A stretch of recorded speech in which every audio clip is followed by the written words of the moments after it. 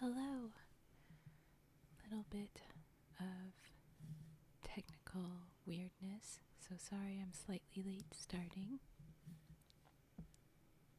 But now we are ready to go. Good evening. Yeah, thank you. I'm preparing everything, right? Tonight, my first story is called The Bronze Ring. I've read through the first section of fairy tales, and now we are picking up all the little weird ones that are in the rest of the fairy tale books on this World of Tales website. And so we are jumping into what's called the Blue Fairy Book by Andrew Lang. And yes, the first one is The Bronze Ring.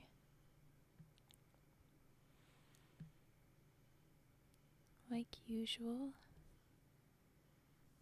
you can drop the trigger requests in the chat, and whenever we are in between stories, I will do those. Or you can just tell me to move on to the next story if you'd prefer that. Depending on how long the stories are, I will take breaks, and I'm slowly putting up the past streams on my YouTube. So if you are someone that likes to watch them afterward, follow me on YouTube. I'm just starting to put them up, but they'll all end up over there, except for the first couple where I had technical issues, so a couple of pieces will have gone, but all the ones where you could actually tell what I was saying, they will be up on YouTube. Alright, well, thank you for joining me at Emerald Lake, and I'll start in on the Bronze Ring. Once upon a time, in a certain country, there lived a king whose palace was surrounded by a spacious garden. But, though the gardeners were many and the soil was good, this garden yielded neither flowers nor fruits, not even grass or shady trees. The king was in despair about it, when a wise old man said to him, "Your gardeners do not understand their business. But what can you expect of men whose fathers were cobblers and carpenters? How should they have learned to cultivate your garden?" "You are quite right," cried the king. "Therefore," continued the old man, "you should send for a gardener whose father and grandfather have been gardeners before him. And very soon your garden will be full of green grass and gay flowers, and you will enjoy its delicious fruit." So the king sent messengers to every town, village, and hamlet in his dominions to look for a gardener whose fathers had been gardeners also. And after 40 days, one was found. "Come with us and be gardener to the king," they said to him. "How can I go to the king?" said the gardener, "a poor wretch like me?" "That is of no consequence," they answered. "Here are new clothes for you and your family." "But I owe money to several people." "We will pay your debts," they said. So the gardener allowed himself to be persuaded, and away they went with the messengers, taking his wife and his son with them. And the king, delighted to have found a real gardener, entrusted him with the care of his garden. The man found no difficulty in making the royal garden produce flowers and fruit, and at the end of the year the park was not like the same place, and the king showered gifts upon his new servant. The gardener, as you have heard already, had a son, who was very handsome, with most agreeable manners, and every day he carried the best fruit of the garden to the king, and all the prettiest flowers to his daughter. Now this princess was wonderfully pretty and was just 16 years old, and the king was beginning to think it was time that she should be married. "My dear child," said he, "you are of an age to take a husband. Therefore I am thinking of marrying you to the son of my prime minister." "Father," replied the princess, "I will never marry the son of the prime minister." "Why not?" asked the king. "Because I love the gardener's son," answered the princess. On hearing this, the king was at first very angry, and then he wept and sighed and declared that such a husband was not worthy of his daughter. But the young princess was not to be turned from her resolution to marry the gardener's son. Then the king consulted his ministers. "This is what you must do," they said. "To get rid of the gardener, you must send both suitors to a very distant country, and the one who returns first shall marry your gardener, or shall marry your daughter."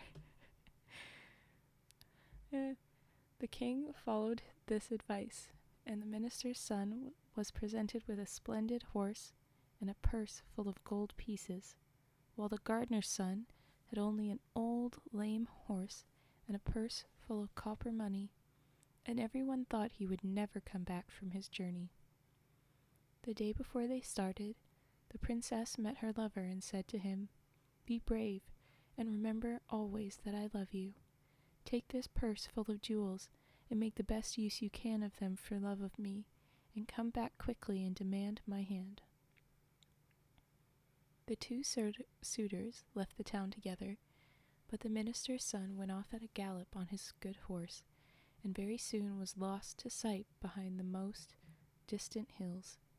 He traveled on for some days, and presently reached a fountain beside which an old woman all in rags sat upon a stone. "Good day to you, young traveler," said she. But the minister's son made no reply. "Have pity upon me, traveler," she said again. "I am dying of hunger, as you see, and 3 days have I been here, and no one has given me anything." "Let me alone, old witch," cried the young man. "I can do nothing for you."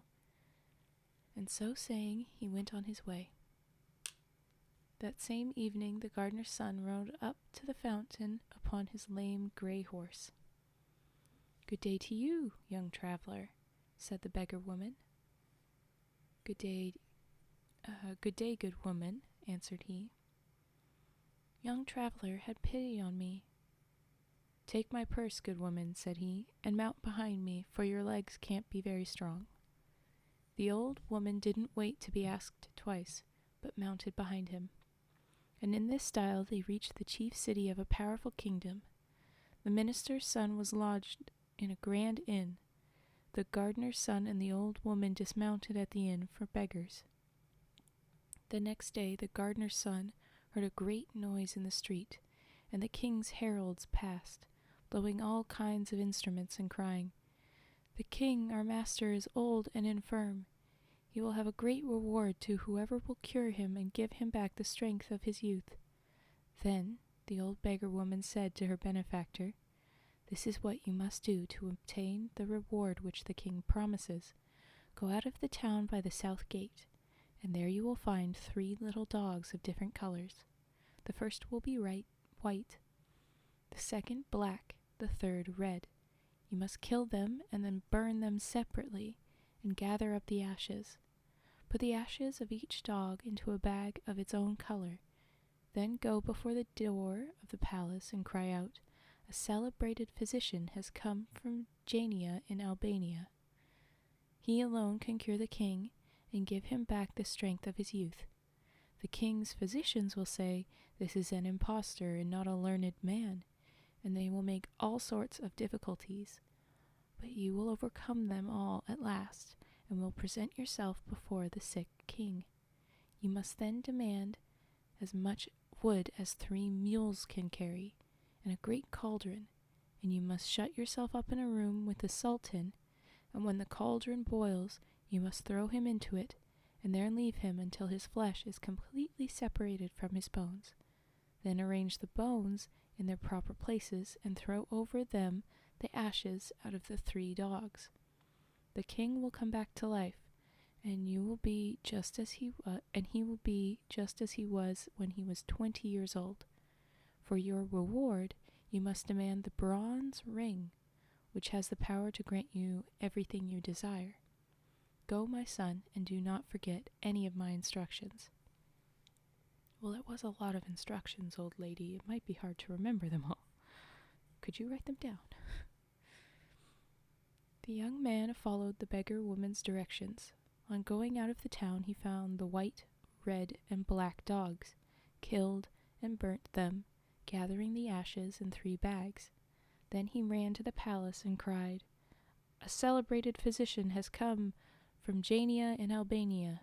He alone can cure the king and give him back the strength of his youth." The king's physicians at first laughed at the unknown wayfarer, but the sultan ordered that the stranger should be admitted. They brought the cauldron and the loads of wood, and very soon the king was boiling away. Toward midday the gardener's son arranged the bones in their places, and he had hardly scattered the ashes over them before the king revived, to find himself once more young and hearty. "How can I reward you, my benefactor?" he cried. "Will you take half my treasures?" "No," said the gardener's son. "My daughter's hand?" "No." Noted that is all cap. "Take half my kingdom?" "No. Give me only the bronze ring, which can instantly grant me anything I wish for." "Alas," said the king, "I set great store by that marvelous ring. Nevertheless, you shall have it." And he gave it to him. The gardener's son went back to say goodbye to the old beggar woman. Then he said to the bronze ring, "Prepare a splendid ship in which I may continue my journey.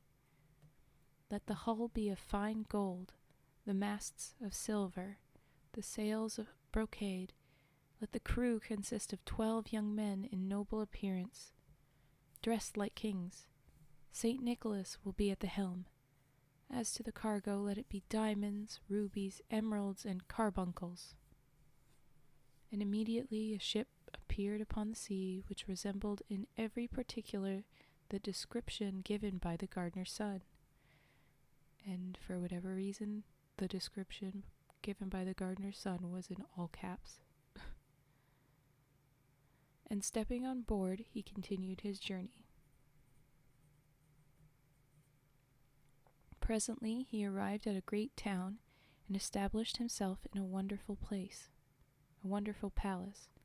After several days he met his rival, the minister's son, who had spent all his money and was reduced to the disagreeable employment of a carrier of dust and rubbish. The gardener's son said to him, "What is your name? What is your family? And from what country do you come?" "I am the son of the prime minister of a great nation, and yet see what a degrading occupation I am reduced to."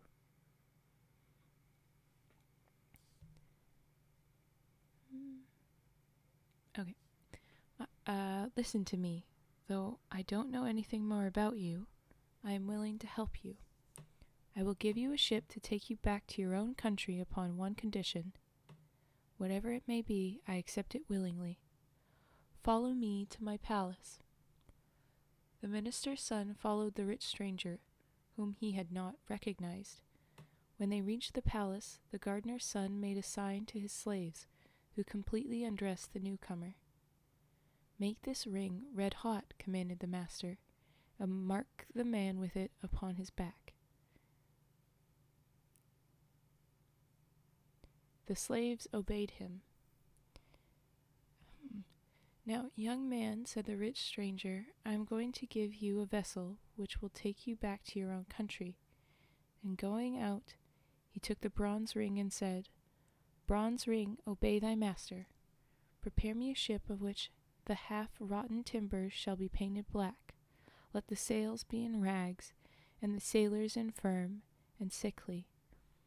One shall have lost a leg, another an arm, the third shall be a hunchback, another lame, or club-footed or blind, and most of them shall be ugly and covered with scars.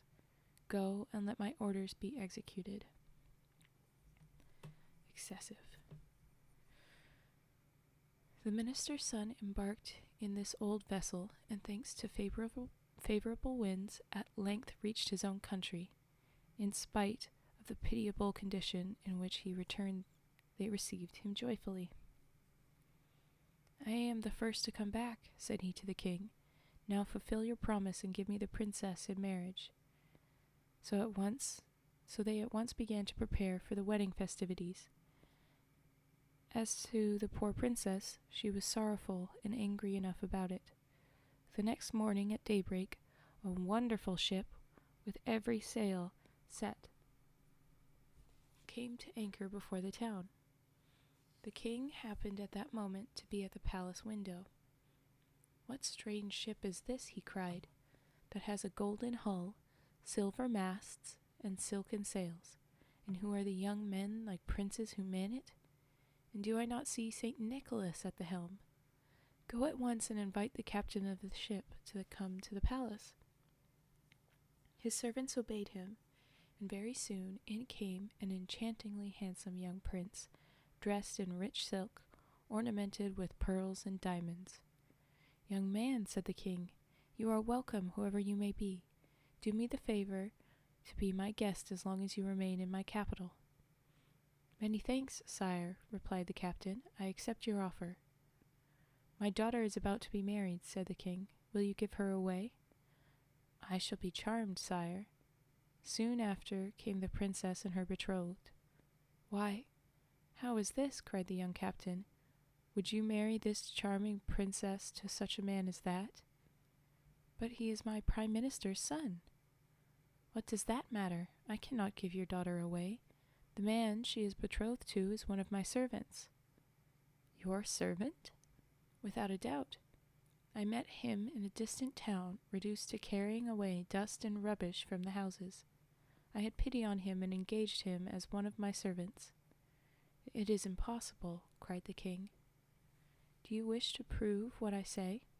This young man returned in a vessel which I fitted out for him, an unseaworthy ship with a black battered hull, and the sailors were infirmed and crippled." "It is quite true," said the king. "It is false," cried the minister's son. I do not know this man." "Sire," said the young captain, "order your daughter's betrothed to be stripped, and see if the mark of my ring is not branded upon his back." The king was about to give the order when the minister's son, to save him from such an indignity, admitted that the story was true. "And now, sire," said the young captain, "do you not recognize me?" "I recognize you," said the princess. "You are the gardener's son, whom I have always loved, and it is you I wish to marry." "Young man, you shall be my son-in-law," cried the king. "The marriage festivities are already begun, so you shall marry my daughter this very day." And so that very day the gardener's son married the beautiful princess. Several months passed. The young couple were as happy as the day was long, and the king was more and more pleased with himself for having secured such a son-in-law. But presently the captain of the golden ship found it necessary to take a long voyage, and after embracing his wife, tenderly he embarked.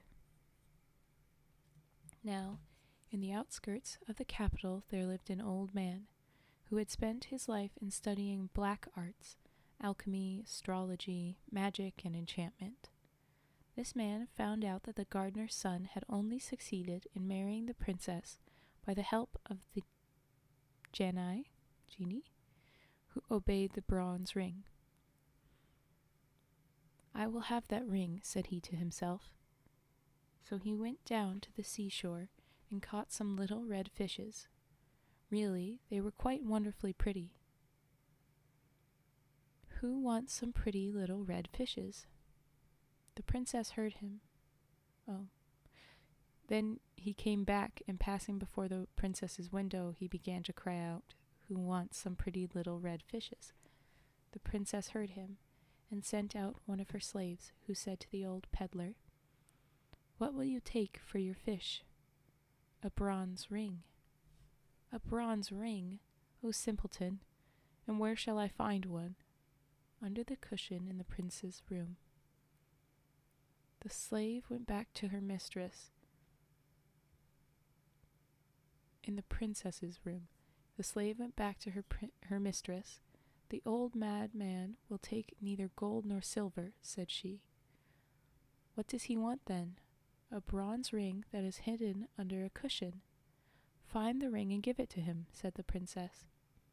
And at last the slave found the bronze ring, which the captain of the golden ship had accidentally left behind, and carried it to the man, who made off with it instantly. Hardly had he reached his own house when, taking the ring, he said, "Bronze ring, obey thy master. I desire that the golden ship shall turn to black wood, and the crew to hideous..." We have an unfortunate word. They wanted black wood. They wanted the crew to be hideous. We'll just say hideous, because that's awful what they're trying to say. And that St. Nicholas shall leave the helm, and that the only cargo shall be black cats. And then genii of the bronze ring obeyed him. I will double check how that is said later. Finding himself upon the sea in this miserable condition, the young captain understood that someone must have stolen the ring from him, and he lamented his misfortune loudly, but that did him no good. "Alas," he said to himself, "whoever has taken my ring has probably taken my dear wife also. What good will it do me to go back to my own country?" And he sailed about from island to island and from shore to shore, believing that wherever he went, everybody was laughing at him. And very soon his poverty was so great that he and his crew and the poor black cats had nothing to eat but herbs and roots. After wandering about a long time, he reached an island inhabited by mice. The captain landed upon the shore and began to explore the country. "Hello, is it morning where you are?" "Very happy to have you on the stream, and for once earlier in the stream." "Oh, that's fun. Well then, good morning to you." Island of mice. The captain landed upon the shore and began to explore the country. There were mice everywhere, and nothing but mice. Some of the black cats had followed him, and, not having been fed for several days, they were fearfully hungry.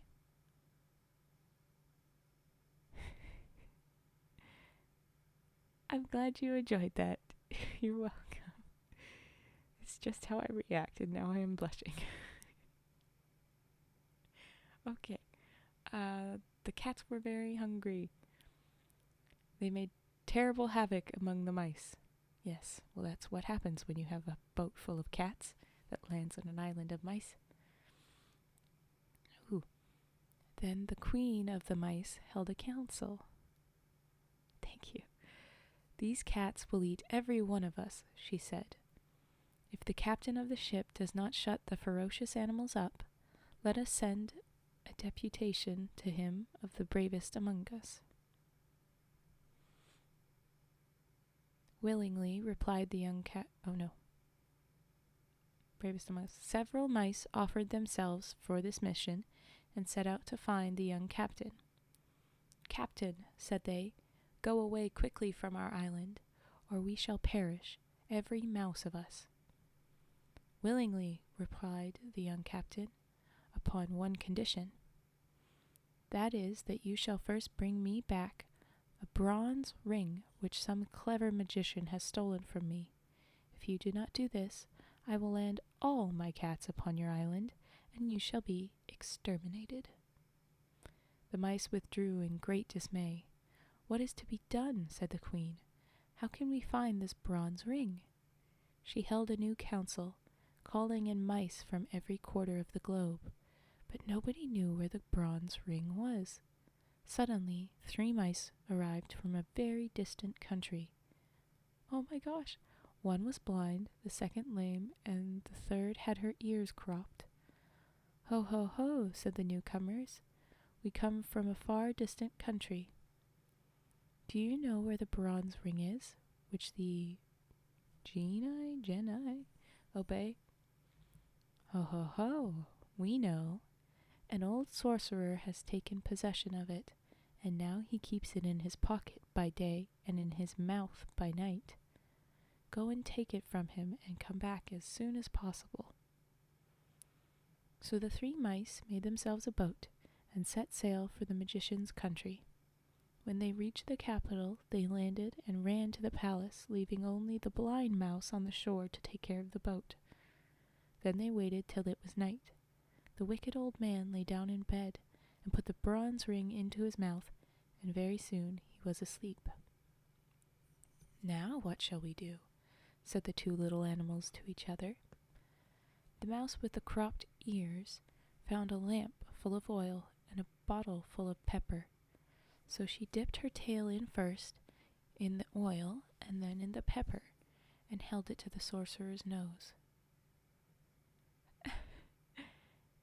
This is a very curious thing. I want to analyze this. Atisha, sneezed the old man, which means whenever this place existed that this old man lived in. They didn't say achoo, they said Atisha for a sneeze. Isn't that funny? But he did not wake, and the shock made the bronze ring jump out of his mouth. Quick as thought, the lame mouse snatched up the precious talisman and carried it off to the boat.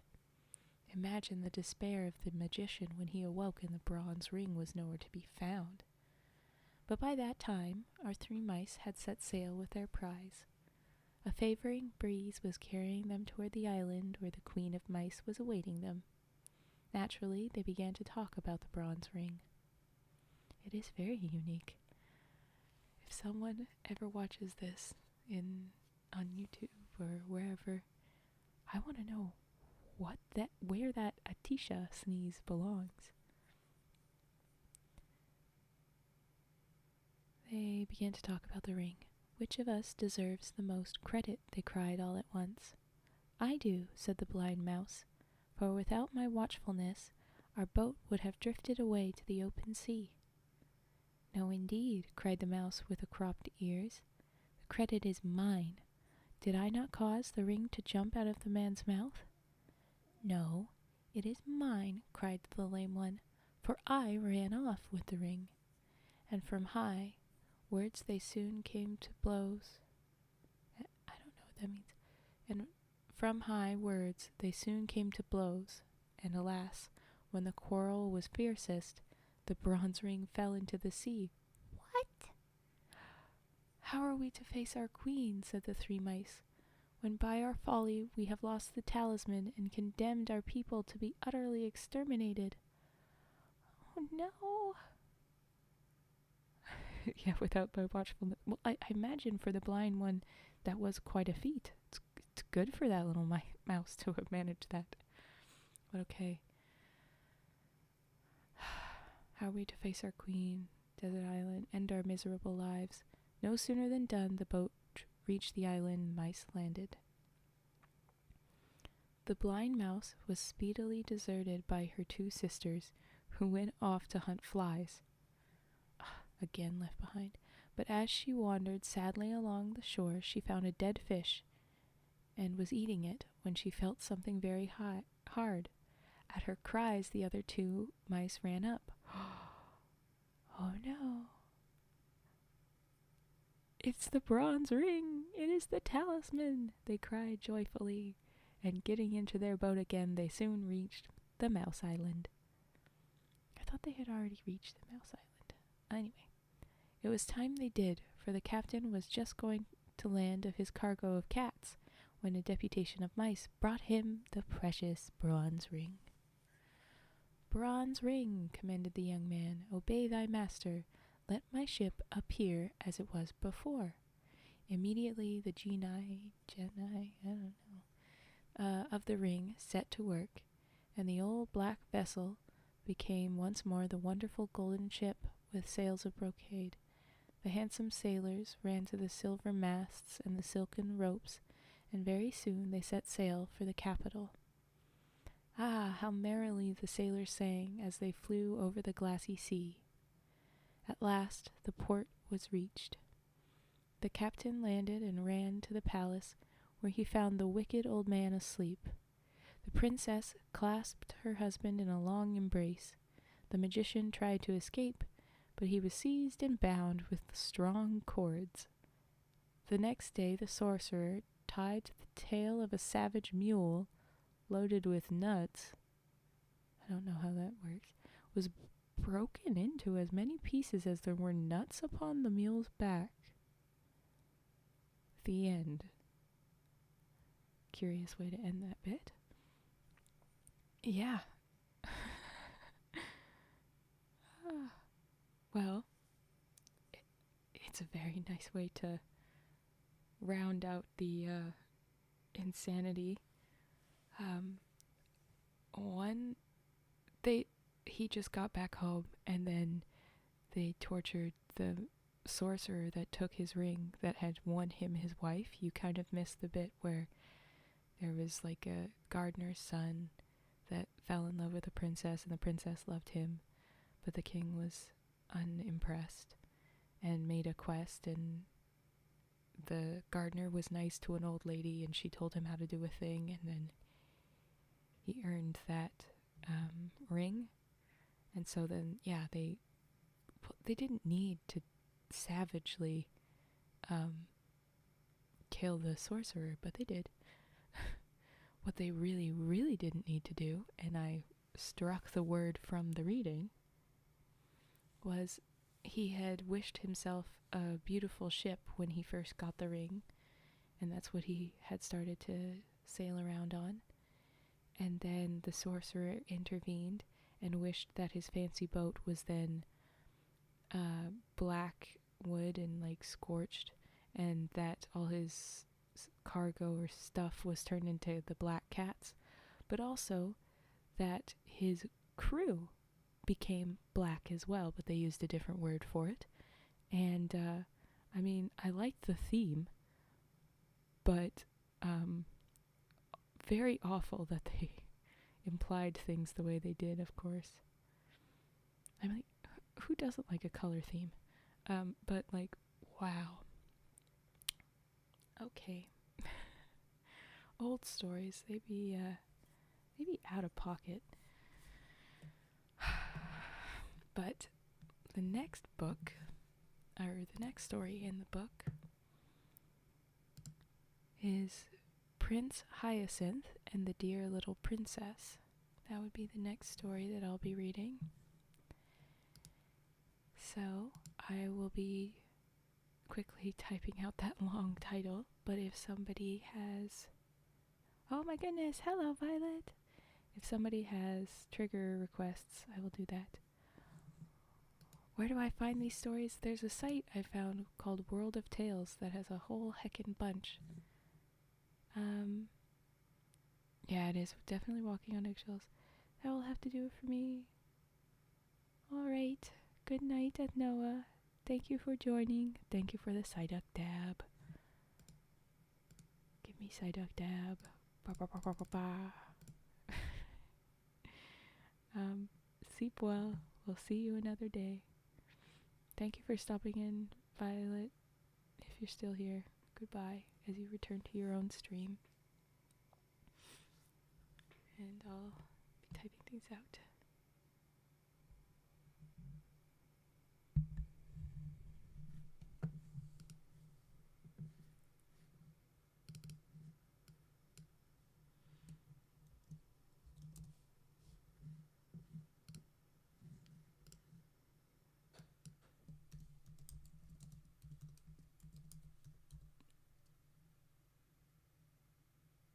I have to check that I am spelling things right.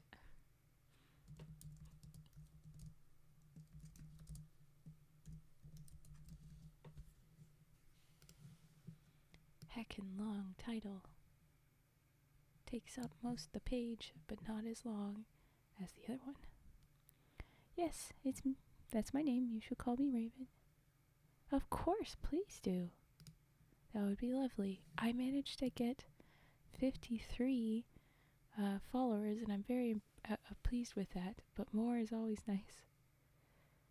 Oh, thank you. I mean, I hope it's pleasant for people to listen to. That is a goal. Yeah. And I did reach all of my goals today now for becoming an affiliate. I think I've officially hit that, or I'm hitting that today with the last of streaming on different days requirement that they have. So, woohoo! I'll be an affiliate! Yay! But yes, share to friends. We always like new friends here. We'd be lovely.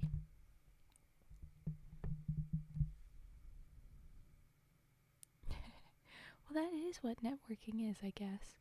Well, or maybe it becomes networking when you use your new friends in the way of like business, or you do something out of it with them. But yeah, it's just friends. 71 followers, that's great. I hope I get there soon. Alright, if anybody has requests for triggers, drop them in, or else I will start reading Prince Hyacinth and the Dear Princess. Yeah, I guess it kind of does sound like that. There are weird connotations to all kinds of words. I like pondering the different, like, ways that you can interpret a word, especially with these old stories. It's just at the front of my mind. Yes, you can request for triggers. I don't have to start into the next story. I've just had a couple of people that say, yes, pondering in general is very fun. I've just had lots of people not say very much in the chat, and so I wondered if I should just keep reading. And then a couple of people had said, yeah, you can just keep reading. We don't need to do triggers between. But I've got the list of things on the screen that I am prepped and ready to do.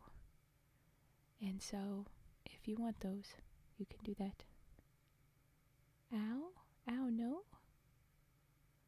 Oh, okay. Well, I like chatting too. If people are busy enough in the chat, that's good. And I guess I'm not entirely used to people joining my late night stream very awake, because it's late for me, and most of the people that I have in my chat are about to go to bed, so they're not all that chatty. They're kind of falling asleep. So there's not much where they actually chat.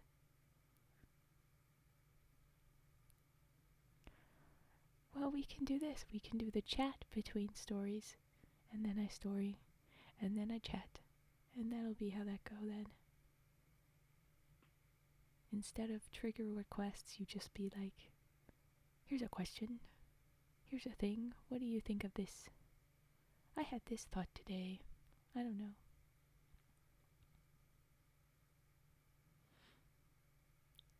That's good. I don't think I could manage to wake up early for much. A good work is good enough, but okay, that's just nearly ick.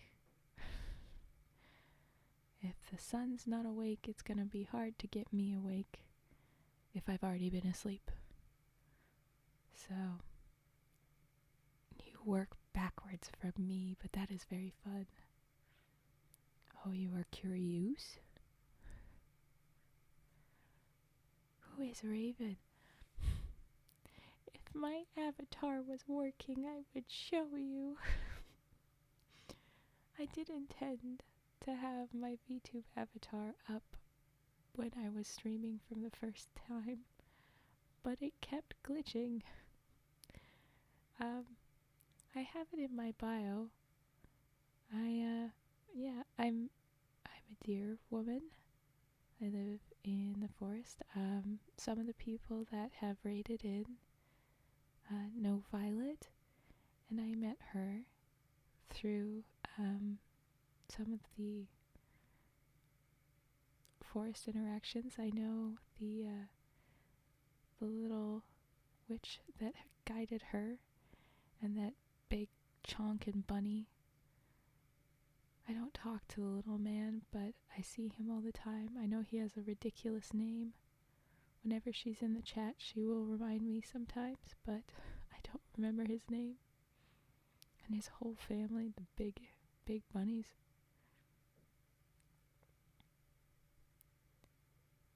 I'll be, when I've got,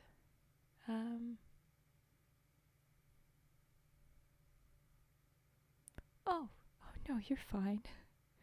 This is the benefit of chatting with someone who reads old stories, because they play fast and loose with spelling, and so I'll understand what you mean. I'll read that sort of thing myself. You kind of have to be quick to that.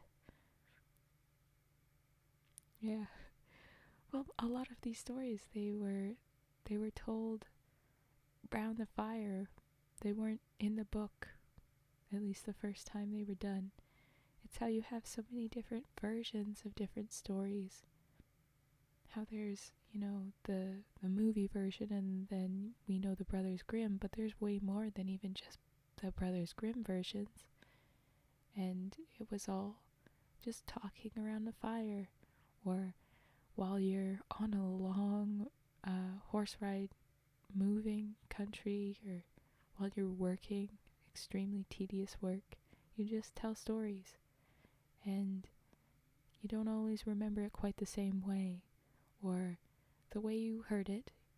Someone used a word and that made you think that it was this, but they meant something else, and the next thing you know, the story has a very different meaning to it. So it just means that they'll be very different at different times, and also they weren't very wording. They were very much speaking instead of writing.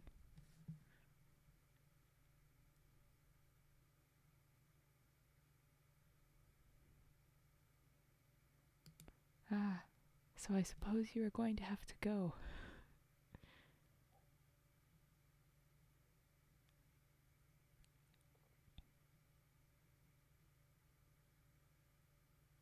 Oh, no, now you won't go? Okay. Well, if you have to, it's all right. Oh, wow. Well, that's a good way to start your day, though, too. Bake in time in your routine with something that you enjoy. Makes it a little bit easier to wake up that way. Makes it a bit more worth it.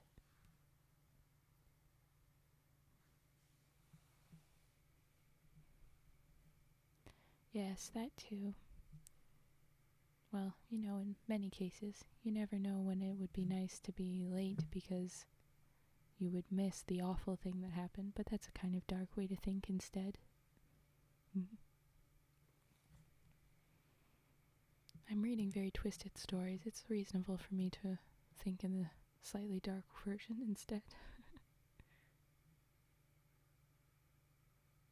Oh, I mean, sometimes it's good to be late because you might miss something awful that happens if you had shown up early or on time. You came after whatever awful had happened, like the people that were late going to work on days of big disasters, that kind of thing. Yeah. Again, like I said, it was the darker view of it.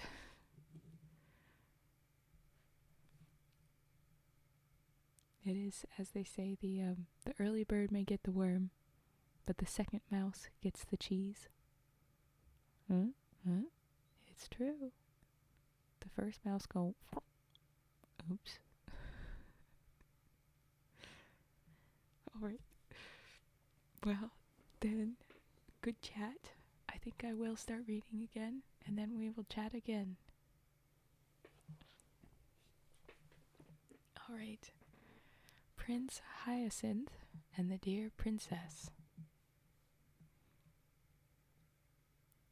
Once upon a time, there lived a king who was deeply in love with a princess, but she could not marry anyone because she was under an enchantment. So the king set out to seek a fairy. Huh? No, it's not about me. There will come a time when I read stories about dear women, and then you will question things. But no, this is not about me. I didn't know that this website had so many stories, so I think I will go through another chunk of them and then go over to the other stories that I was planning and then come back here. I never said I was a princess. But yes, good catch. Alright. The king set out to seek a fairy to deal with the princess's enchantment, and the fairy said to him, "You know what? The princess has a great cat, which she is very fond of. Whoever is clever enough to tread on the cat's tail is the man she is destined to marry." The king said to himself that this would not be very difficult, and he left the fairy determined to grind the cat's tail to powder rather than not tread on it at all. I'm very confused by that. Yeah, I'm trying. It is a confusing start. The fairy said, "Princess has a cat she loves. Whoever is clever enough to walk on the cat's tail will be who she marries."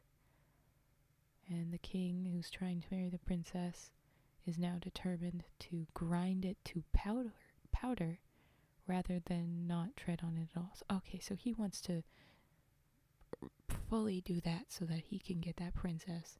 He is determined. Oh, that too. Only I may step on this tail. No one else shall. Get lost. Alright. You may imagine that it was not long before he went to see the princess, and Puss, as usual, marched before him, arching his back. Okay, so he went to see the princess, and the cat comes in, arching his back.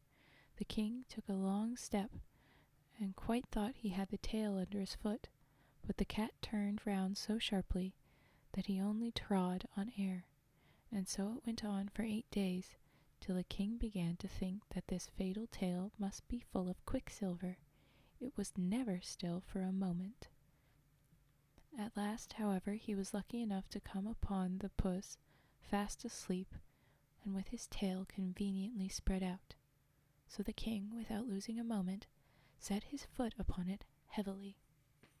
With one terrific yell, the cat sprang up and instantly changed into a tall man who, fixing his angry eyes upon the king, said, "You shall marry the princess because you have been able to break the enchantment, but I will have my revenge.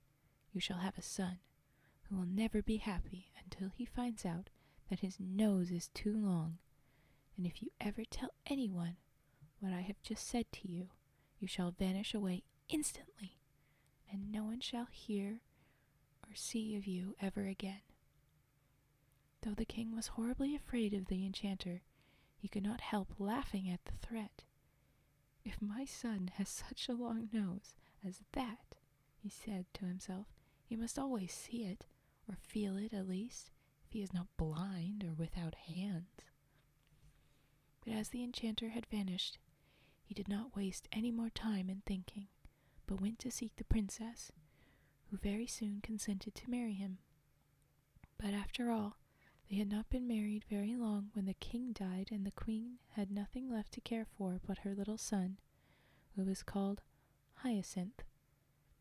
The little prince had large blue eyes, the prettiest eyes in the world, and a sweet little mouth, but alas, his nose was so enormous that it covered half his face.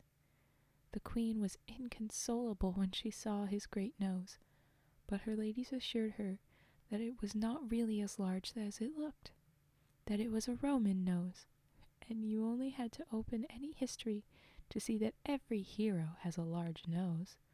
Death, Noah, what are you doing? Go to bed. But if you are suggesting that we chop the little boy's nose off, wow, Psyduck, too far. Okay. The queen, who was devoted to her baby, was pleased with what they told her, and when she looked at Hyacinth again, his nose certainly did not seem to her quite so large. Okay. I'm trying to note things. But anyway. The prince was brought up with great care, and as soon as he could speak, they told him all sorts of dreadful stories about people who had short noses. No one was allowed to come near him whose nose did not more or less resemble his own. And the courtiers, who got into favor with the queen, took to pulling their babies' noses several times every day to make them grow long. But do what they would, they were nothing by comparison to the prince's. What a way to solve that problem. When he grew sensible, he learned history, and whenever any great prince or beautiful princess was spoken of, his teachers took care to tell him that they had long noses. Fake news. Anyway. His room was hung with pictures, all of people with very large noses, and the prince grew up so convinced that a long nose was a great beauty that he would not on any account have had his own a single inch shorter. Good for him. When his 20th birthday was past, the queen thought it was time that he should be married, so she commanded that the portraits of several princesses should be brought for him to see, and among the others was a picture of the dear little princess. I thought that was... Oh no, this is a new person. Now she was the daughter of a great king, and would some day possess several kingdoms herself. But Prince Hyacinth had not a thought to spare for anything of that sort. He was so much struck with her beauty. The princess, whom he thought quite charming, had, however, a little saucy nose. I don't know if I've ever referred to a nose as saucy, but all right. Which in her face was the prettiest thing possible, but it was a cause of great embarrassment to the courtiers, who had got into such a habit of laughing at little noses that they sometimes found themselves laughing at hers before they had time to think. Awful. But this did not do at all before the prince, who quite failed to see the joke, and actually banished 2 of his courtiers who had dared to mention disrespectfully the dear little princess's tiny nose. As he should. We don't take body shaming in this kingdom. Damn it. Anyway, the others, taking warning from this, learned to think twice before they spoke, and one even went so far as to tell the prince that, though it was quite true that no man could be worth anything unless he had a long nose, still, a woman's beauty was a different thing, and he knew a learned man who understood Greek and had read in some old manuscripts that the beautiful Cleopatra herself had a tip-tilted nose, so like a little up-tilt, like a little bit of a snout up. The prince had made him a splendid present as a reward for this good news, and at once sent ambassadors to ask the dear little princess in marriage. Yeah, laughing at them is mean in general, but it's so funny that they've made this whole campaign to protect this, what they originally thought as an odd-looking boy, and now that they're like, oh, that's just how that's supposed to be. They fed into their own, they drank their own Kool-Aid. They're now stuck in this way of like, oh, all right, that's not a nice thing to do. Why did we do that? Anyway,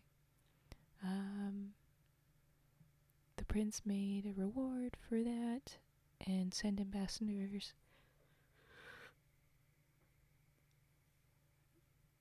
Oh, do you know that phrase? I have a sinking feeling you do not know that story. Okay. First off, Kool-Aid is a product and it is spelt with a K at the front. Yeah. So if you want to Google it, you can do that. But essentially, there was a cult.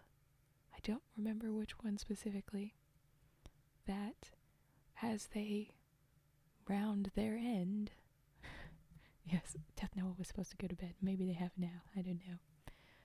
As the cult found that they were going to end, the leader got a bunch of Kool-Aid and poisoned it and fed it to all the children and all the other people. Yeah, and so it's sort of a reference to someone buying into someone else's bullshit because it was a cult. You bought into that. You drank that Kool-Aid. But it's also a little bit of, yeah, and the elderly, yeah. So it's a little bit of a reference like that. Yeah. It's not just directly like end of a cult, but a little bit of you bought into that nonsense. And when you buy into you drank your own Kool-Aid, that's like you knew better, but you fell for your own bullshit. Mm-hmm. There you go. That's what I was saying. I've heard the phrase many a time, and so it is in my vernacular thoroughly. I forget it sometimes that it's an idiom, and that I might have to explain it. Yeah, exactly. Well, I mean, that's why we're reading stories like this. It is twisted things. I mean, if it doesn't have a little bit of darkness, can you really tell that there's light?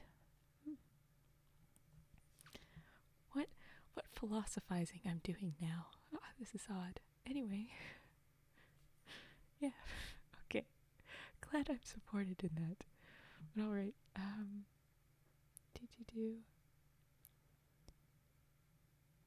The prince made a present. Yeah, exactly. The prince made him a present in reward for the good news, and at once sent ambassadors to ask the dear little princess in marriage. Exactly, yes. You're getting it now. The king, her father, gave his consent, and Prince Hyacinth, who, in his anxiety to see the princess, had gone 3 leagues to meet her, was just advancing to kiss her hand when, to the horror of all who stood by, the enchanter appeared as suddenly as a flash of lightning, and snatching up the dear little princess, whirled her away out of their sight. Oh, okay, good. Have it at the ready, but when it said to the horror of all who stood by, I was fully expecting it to be like his nose hit her hand before his lips could. Like it was that big that he didn't know how to maneuver. His face. I thought that was going to be it. But of course not. Of course it was more horrific than that. Anyway, so the enchanter from the start has whisked the princess away. The prince was left quite inconsolable and declared that nothing should induce him to go back to his kingdom until he had found her again, and refusing to allow any of his courtiers to follow him, he mounted his horse and rode sadly away, letting the animal choose his own path. So it happened that he came presently to a great plain, across which he rode all day long without seeing a single house, and horse and rider were terribly hungry, when, as the night fell, the prince caught sight of a light, which seemed to shine from a cavern. He rode up to it and saw a little old woman who appeared to be at least 100 years old.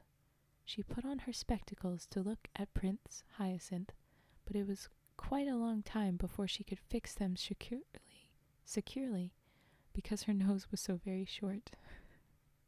so she didn't have enough nose to rest her glasses upon. Here, take some of mine. Anyway, the prince and the fairy, for that's who she was, had no sooner looked at one another than they went into fits of laughter and cried at the same moment, "Oh, what a funny nose!"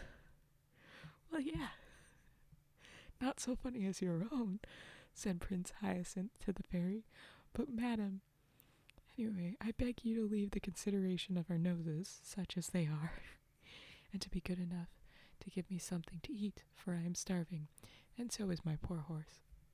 I can just see that where you both like laughing maniacally, like, gee, but actually, so seriously, okay, really, we're starving. Please feed us anyway.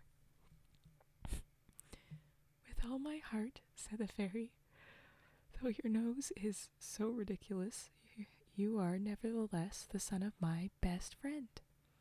I loved your father as if he had been my brother. Now he had a very handsome nose." "And pray, what does mine lack?"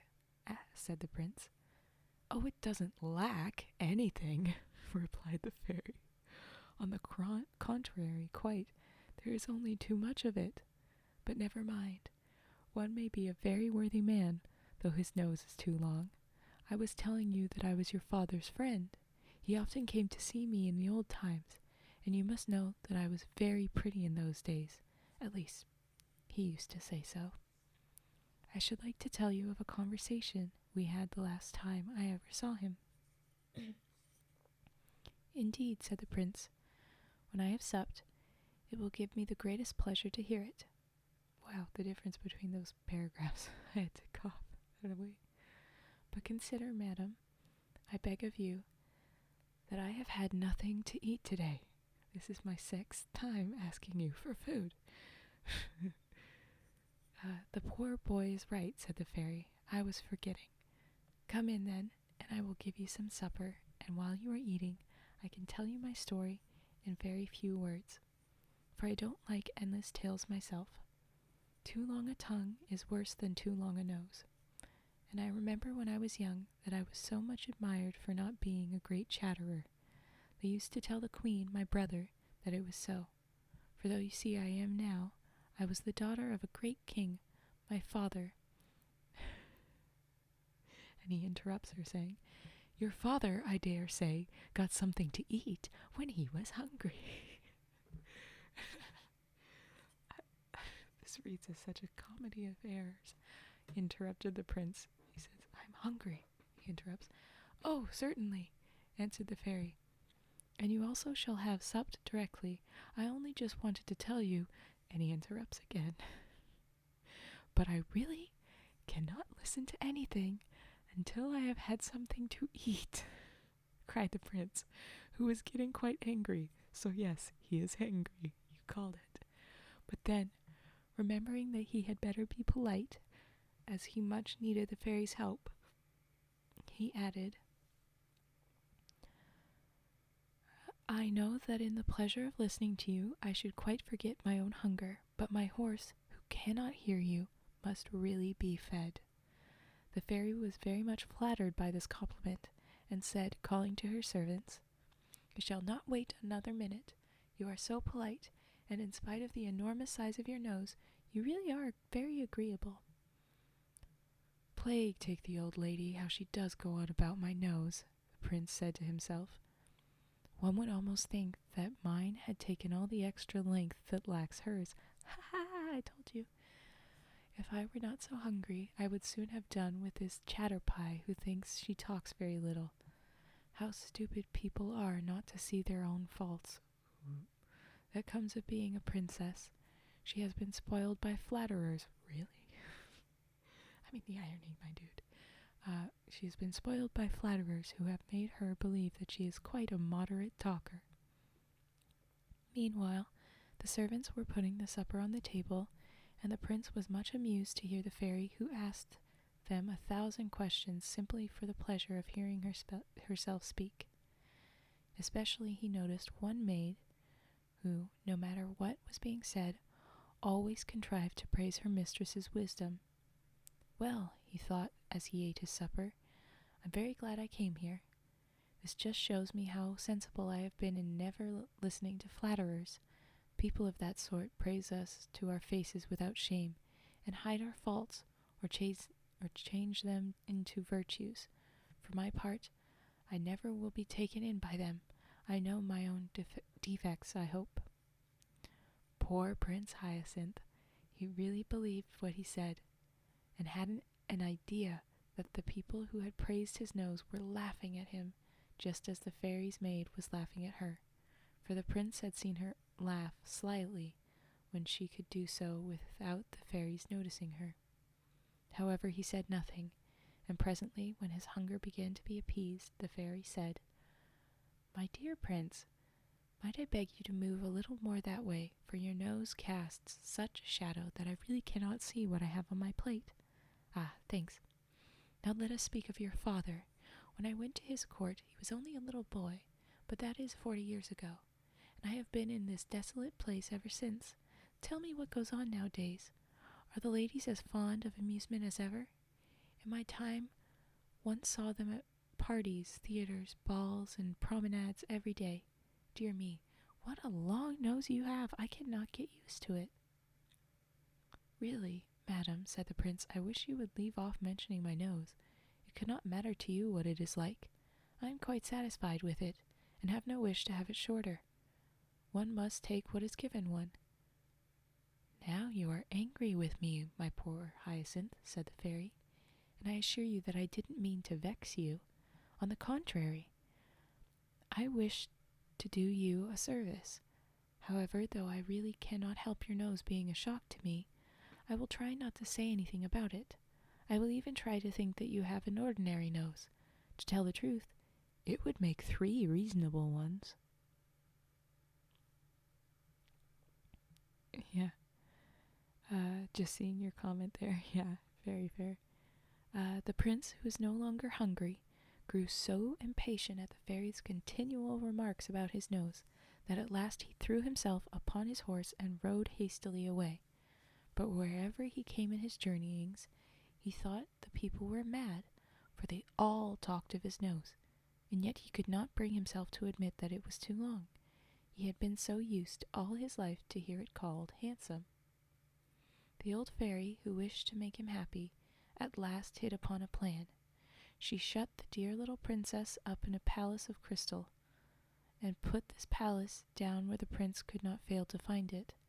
His joy at seeing the princess again was extreme, and he set to work with all his might to try to break her prison.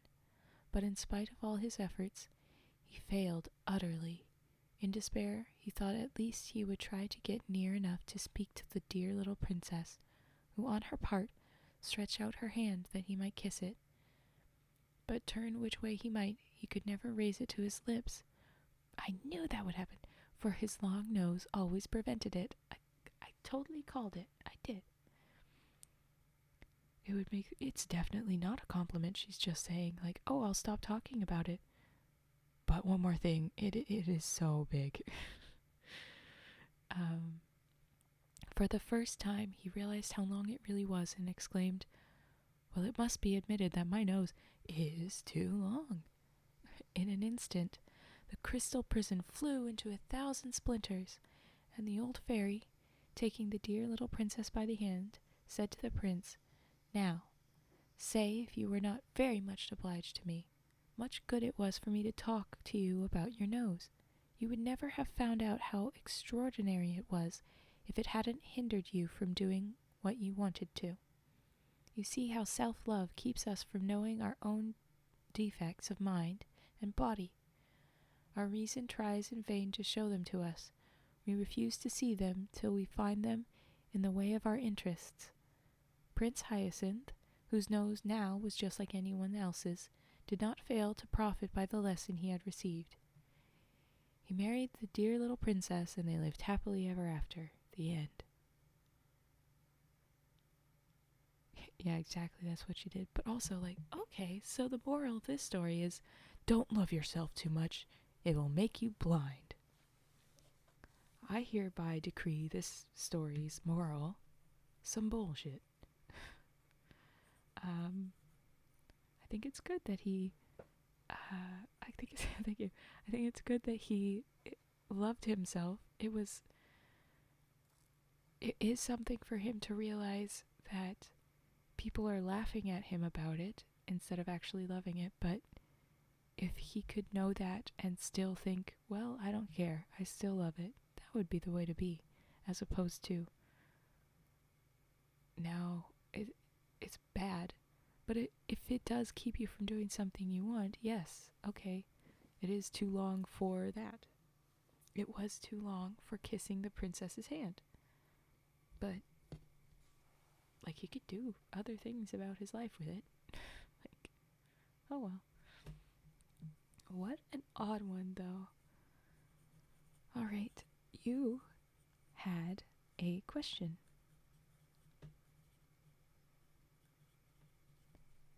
DH. Dumd. What is your question?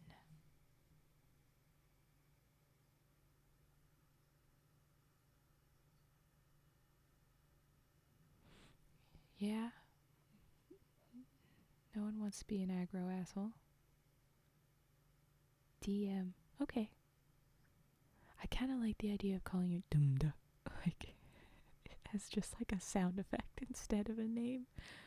But I'll call you DM.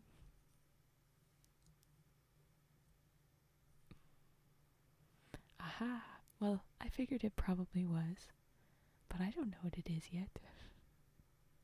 Alright, what is your acronym of your name?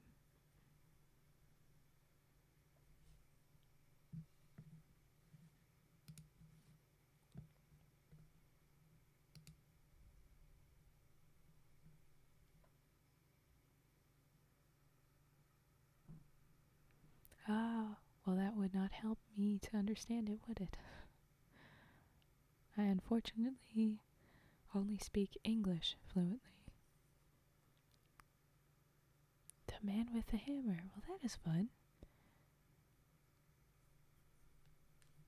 Does that mean the first two letters are just the man? Or does DM mean the man? Because that's a heck of a nickname.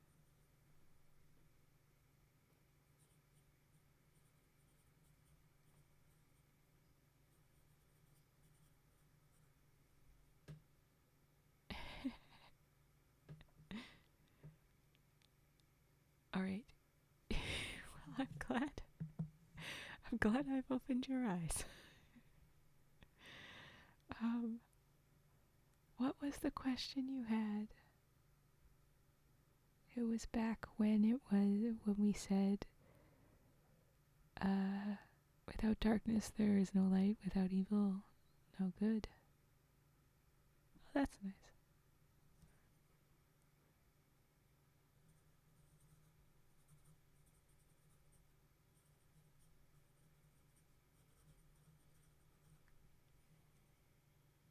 Am I a Disney fan? There are stories I liked because Disney made them. That was my first introduction to them. I don't know. Not because of Beauty and the Beast. No, I mean, that was my first introduction to that story. But I think I prefer the non-Disney versions. No, I'm pretty much starkly against Gaston, thank you. Much more under the Beast category.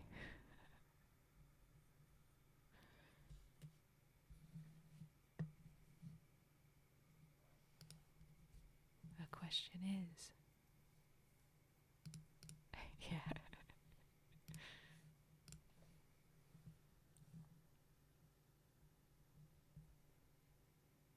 But was he wrong? Was he wrong about what exactly? That it's wrong for the women to read? Decidedly not. That it's... that he deserves whatever woman he wants? No. Which part is he right or wrong about?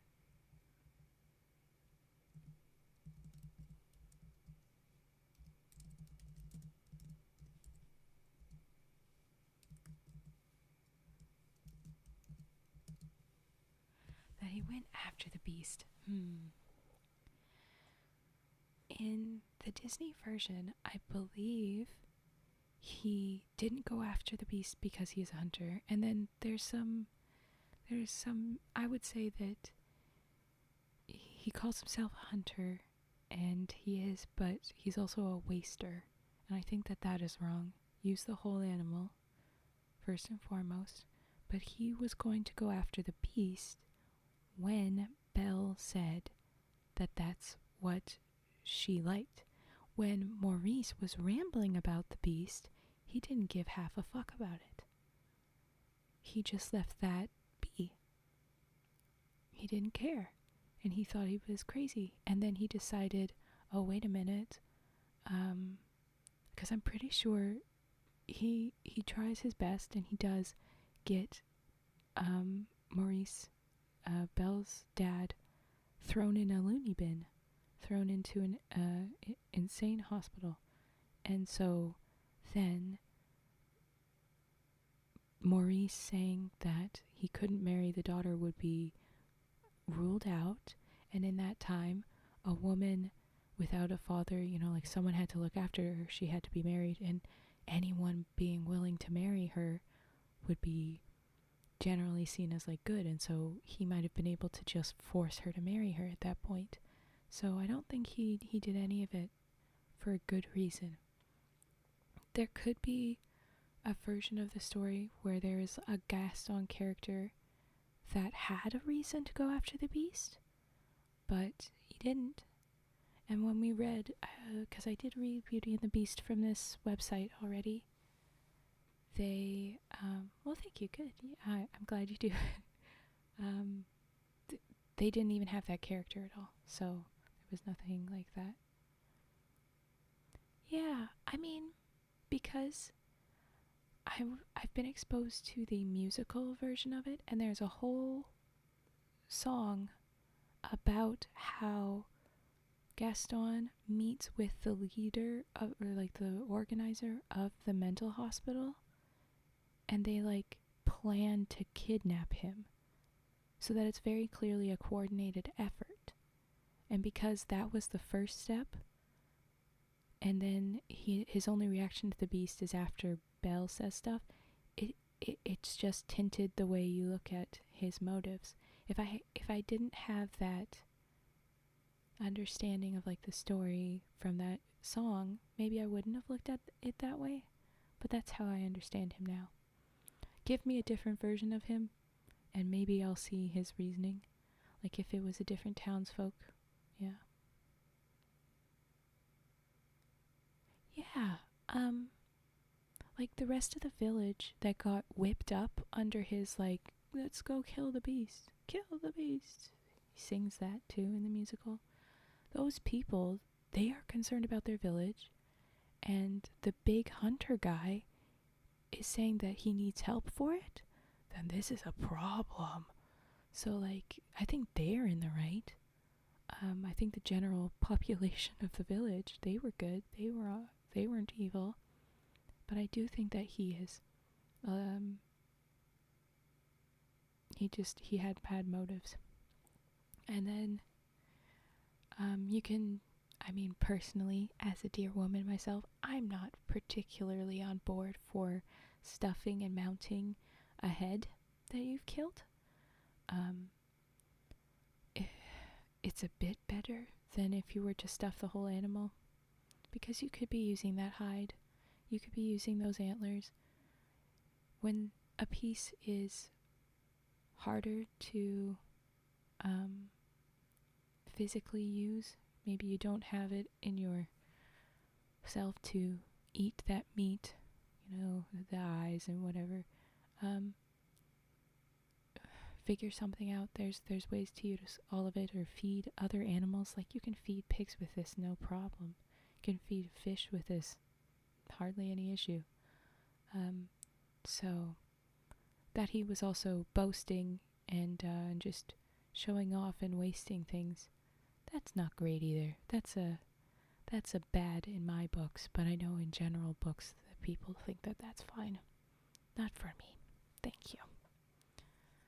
But It's a very interesting question. I like that we've pondered that. That's a good one.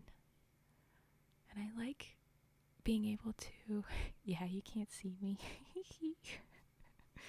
And I like being able to reconsider a quote unquote villain, to be able to give them their agency. Like, hey, that guy didn't know what was going on.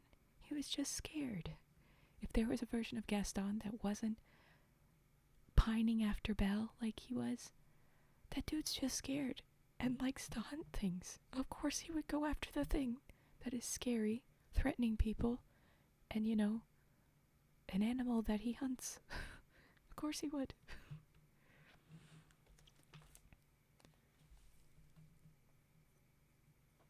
I appreciate the best thing. Oh, maybe it's not the best thing to say. Oh, you have me waiting on bated breath.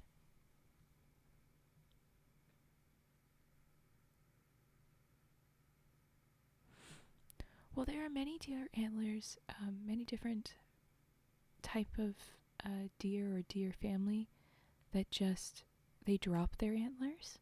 And so, like, heck yeah, enjoy those antlers. They'll just drop them. What are they going to do with them? They're just on the ground. Use them up. And leather is a very good, usable thing. If you're going to kill an animal and eat its meat, enjoy that leather, my guy. Enjoy the fur. Get good use out of it. Don't just throw it away. Enjoy the leather. It's nice. And home tan, oh my gosh, home tan leather smells so nice. My gosh, it's awful to think about, but it smells so good. So, I'm on board for leather use. Just don't be wasteful. That's the real point of it. What is your one good reason for the leather? Is it the smell? Is it the durability? Is it that it looks cool?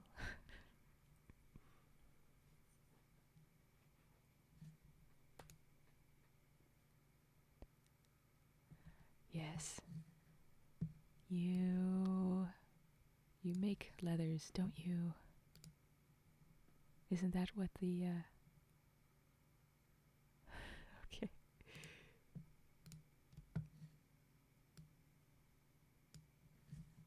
Next to all of those things, there is your profession. Yeah, there you go. Of course, there it is. The leather is extremely useful. You need it. Of course, yes.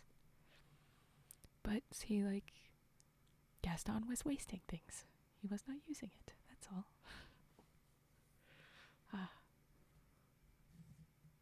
No, I will say I'm not vegan. That's not what I'm about here. Just, if you're gonna do something, use it. If you're gonna kill someone, use it. Less someone, but something. Don't waste things. With that very fun discourse, and everyone else may be judging me silently. Oh,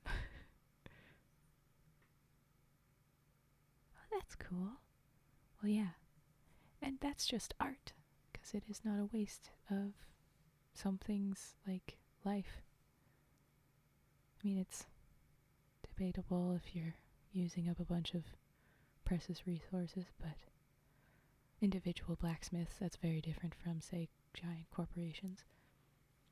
Anyway, I think it probably looks very nice.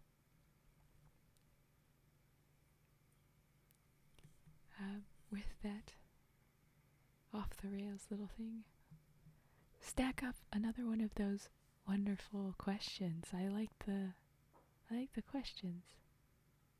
We'll go into the next story, but I love the little chats between. We have done 0 triggers. If you are here and you want a trigger, request it. Okay? Because otherwise I will just chat and I will just read. Whoever gets to the chat gets to determine what happens within reason. But alright, the next story is called East of the Sun and West. Oh, not quite finished that actually. Things didn't quite go where we were supposed to. Oh. Forgive me. Technical difficulties and whatnot. And West of the Moon is the rest of the title. Another long title. Bada bonk.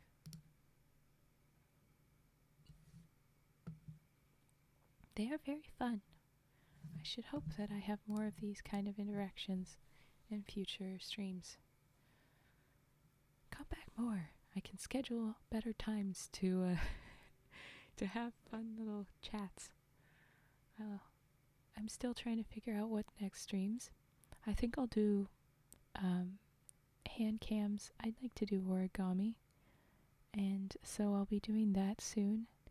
And we can have chats, you and anybody else that has questions like this, and then I can just be chatty and folding origami at the same time.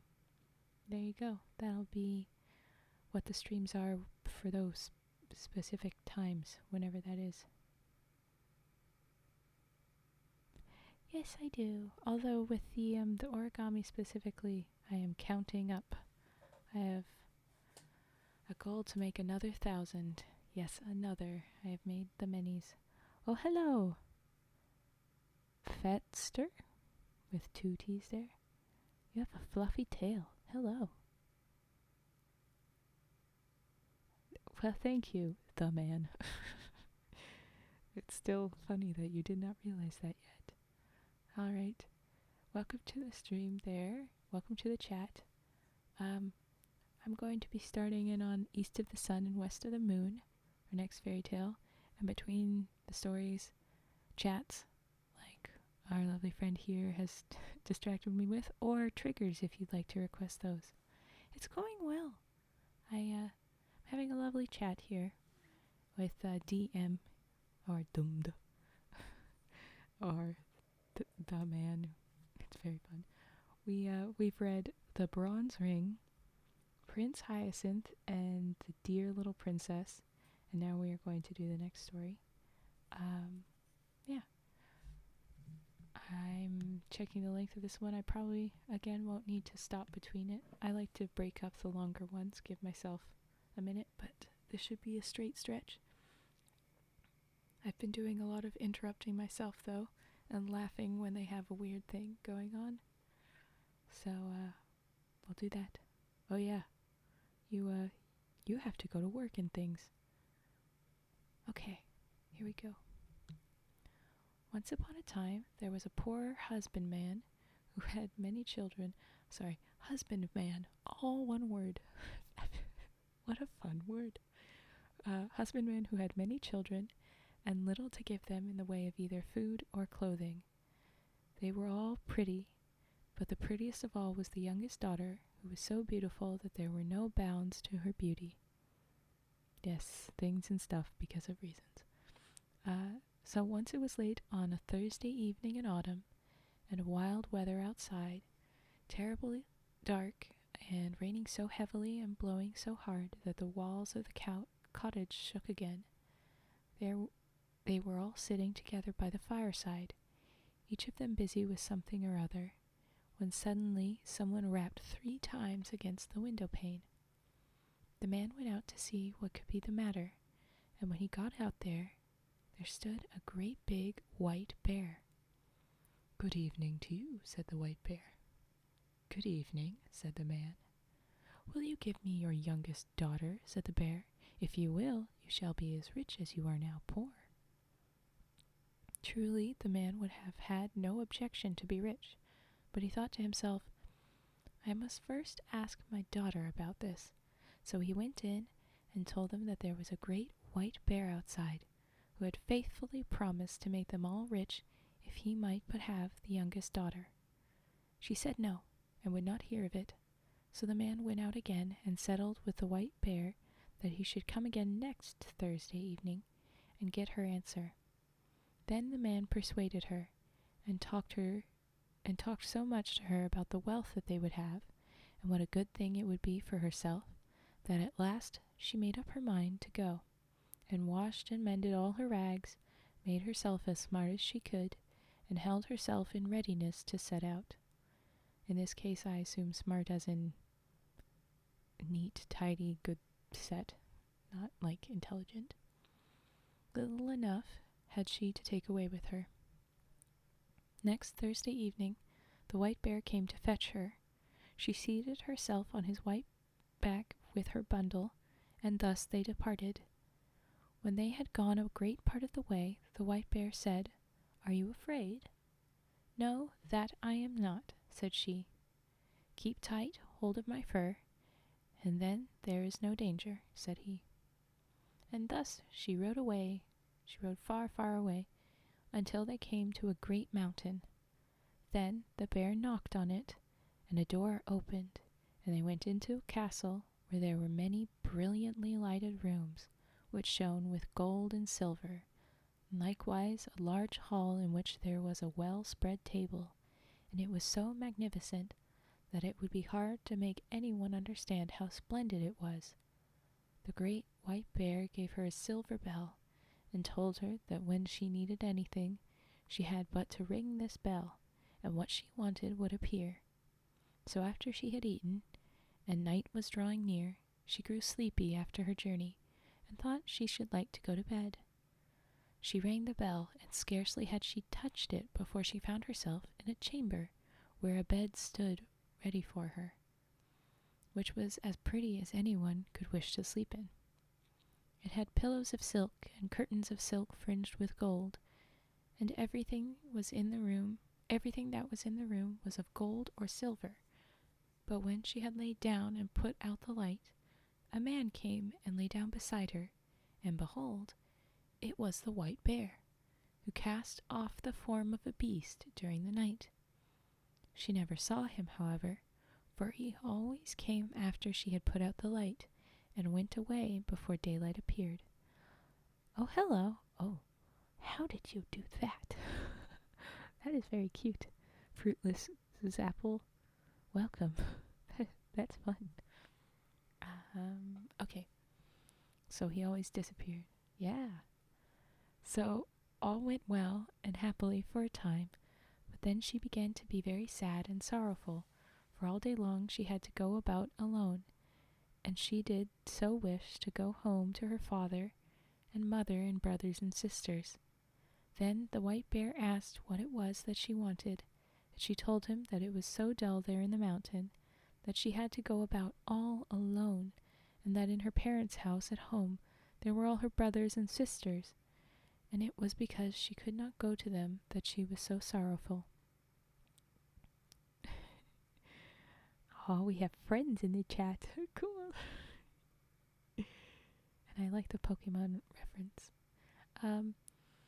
There might be a cure for that, said the white bear, if you would but promise me never to talk with your mother alone, but only when the others are there too, for she will take hold of your hand, he said, and will want to lead you into a room to talk with you alone, but that you must by no means do, or you will bring great misery on both of us.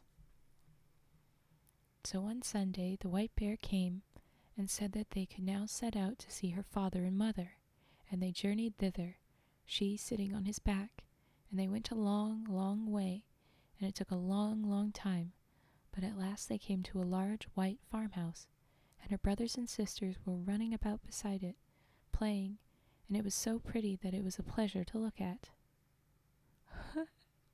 That's a very cute little paw to be waving, Scratch Fury, and hello, Scratch Fury. I also really like that Fetster, the little fuzzy ears. Okay, where were we? It was a pleasure to look at the house. Oh,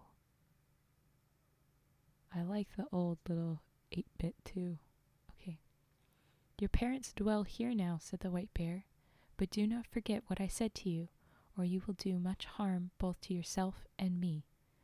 Whatever you do, don't talk to your mother. What an interesting instruction. No, indeed, said she, I shall never forget. And as soon as she was at home, the white bear turned round and went back again. There were such rejoicings when she went in to her parents that it seemed as if they would never come to an end. Everyone thought that he could never be sufficiently grateful to her for all she had done for them, for them all. Now they had everything they wanted, and everything was as good as it could be. They all asked her how she was getting on where she was. All was well with her too, she said, and she had everything that she could want. What other answers she gave I cannot say, but I am pretty sure that they did not learn much from her.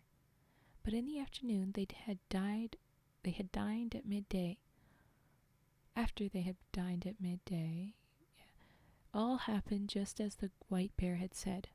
Her mother wanted to talk with her alone in her own chamber, but she remembered what the white bear had said, and would on no account go. What we have to say can be said at any time, she answered. But somehow or other her mother at last persuaded her, and she was forced to tell the whole story.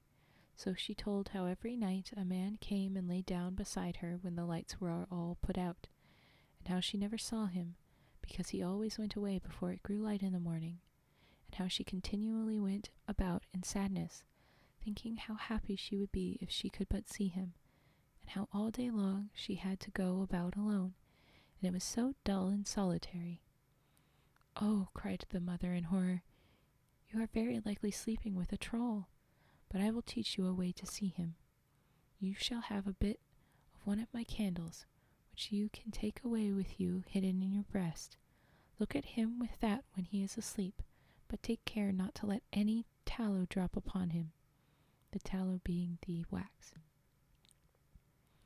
So she took the candle and hid it in her breast, and when evening drew near, the white bear came to fetch her away. When they had gone some distance on their way, the white bear asked her if everything had not happened just as he had foretold, and she could not but own that it had. Then, if you had done what your mother wished, said he, you have brought great misery on both of us. No, she said, I have not done anything at all.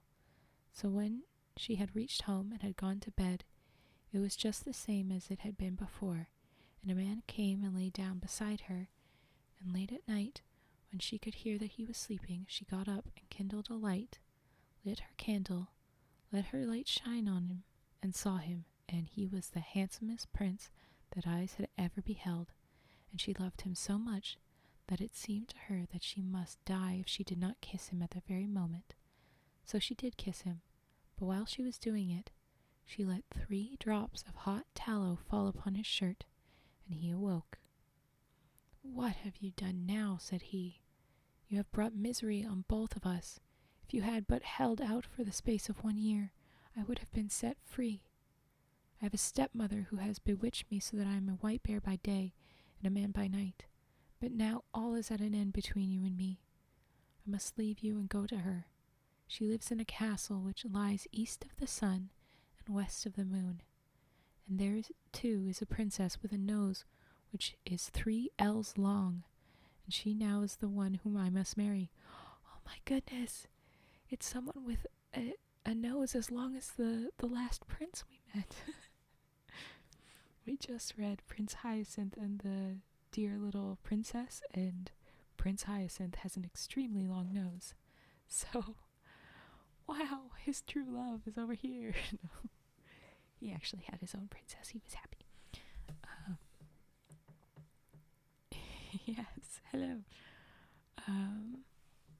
You just missed then, if you were away during that time, that there in the castle where our white bear man is, it was a little bit busier. In the white bear's stepmother's castle, there lives a princess with a nose which is 3 ells long. So, a long nose, just like Prince Hyacinth. Ha ha ha. Okay, so now Bear Man has to go marry that lady. And our girl, she wept and lamented, but all in vain, for go he must. Then she asked him if she could not go with him, but no, that could not be. Can you tell me the way then, and I will seek you, that I may surely be allowed to do. Yeah, he warned you, he told you not to do it, you were caught when you did start to do it, and you still went ahead anyway. Yes, you may do that, said he, but there is no way thither. It lies east of the sun and west of the moon, and never would you find your way there. Ooh, good, save it for after. It's about half the story left. When she awoke in the morning, both the prince and the castle were gone, and she was lying on a small green patch in the midst of a dark, thick wood. By her side lay the self-same bundle of rags which she had brought with her from her own home. So when she had rubbed the sleep out of her eyes, and wept till she was weary, she set out on her way, and thus she walked for many and many a long day, until at last she came to a great mountain.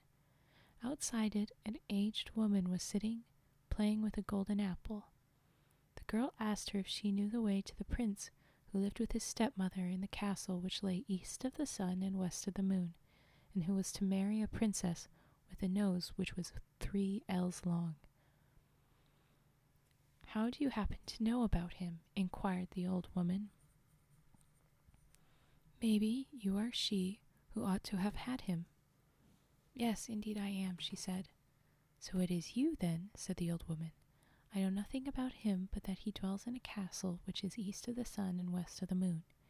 You will be a long time in getting to it, if ever you get to it at all, but you shall have the loan of my horse, and when you can ride on it to an old woman who is a neighbor of mine, perhaps she can tell you about him. When you have got there, you must strike the horse beneath the left ear and bid it go home again, but you may take the golden apple with you. So the girl seated herself on the horse and rode a long, long way, despite the woman she's going to supposedly being a neighbor, whatever. And at last she came to the mountain where an aged woman was sitting outside with a gold carding comb. The girl asked her if she knew the way to the castle which lay east of the sun and west of the moon. But she said what the first old woman had said. I know nothing about it, but that it is east of the sun and west of the moon, and that you will be a long time getting to it if you ever get there at all. But you shall have the loan of my horse to an old woman who lives nearest to me.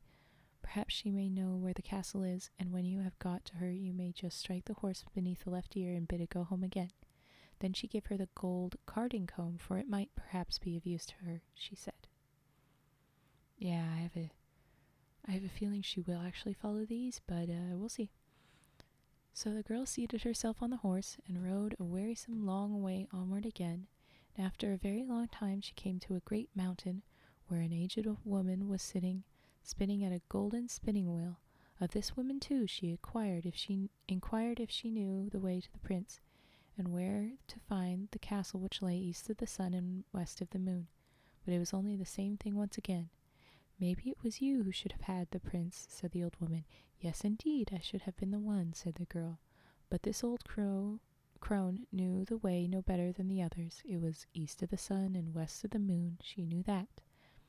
And you will be a long time in getting to it, if ever you get to it at all, she said.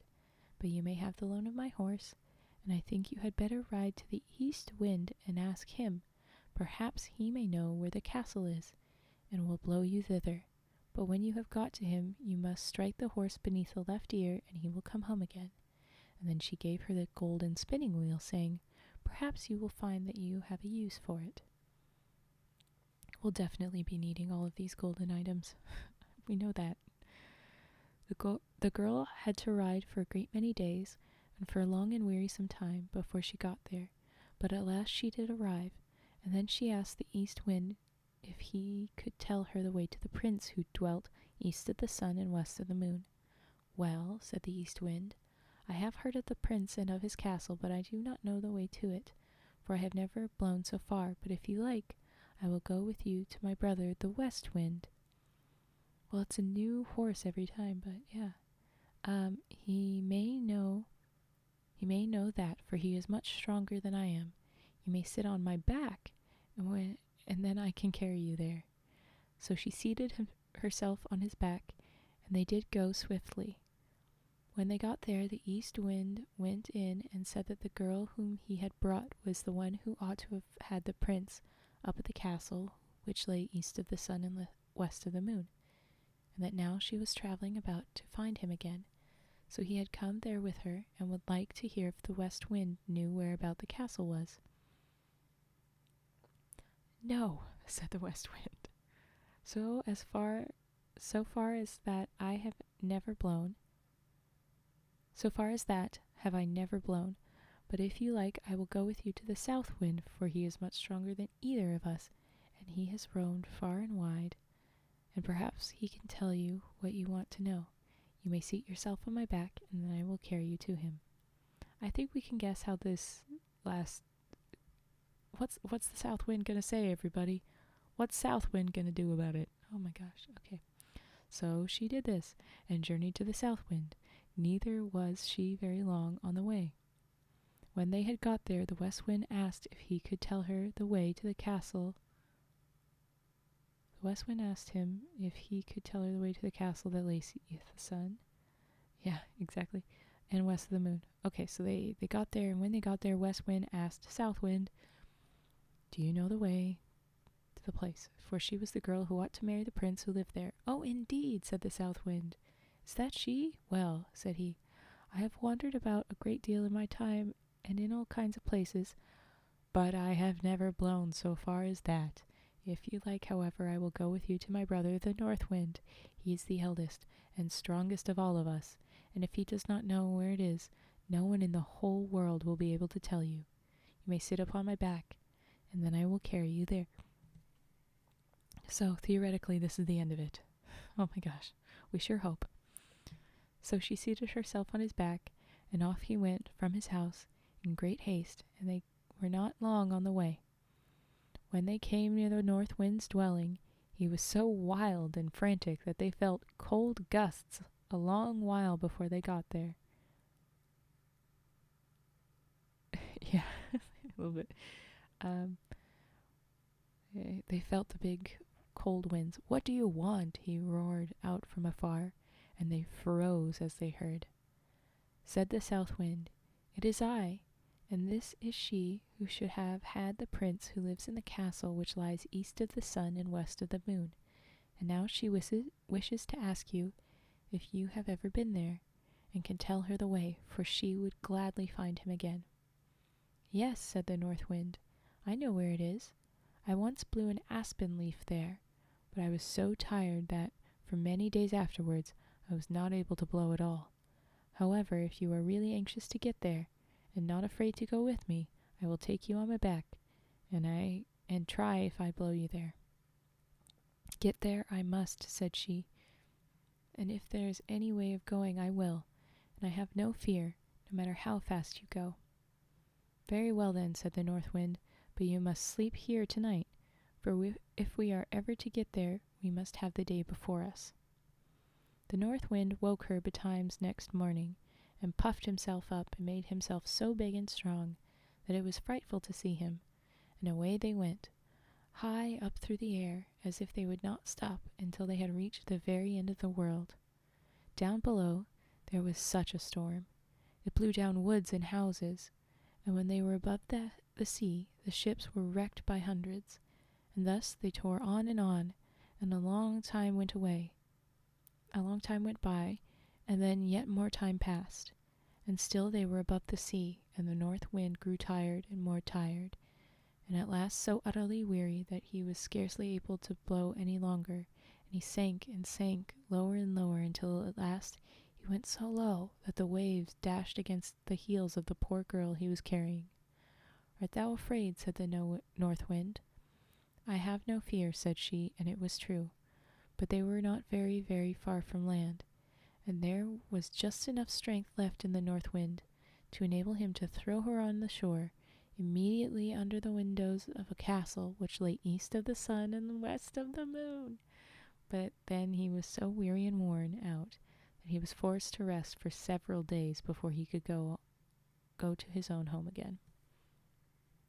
Really thoroughly used up that wind.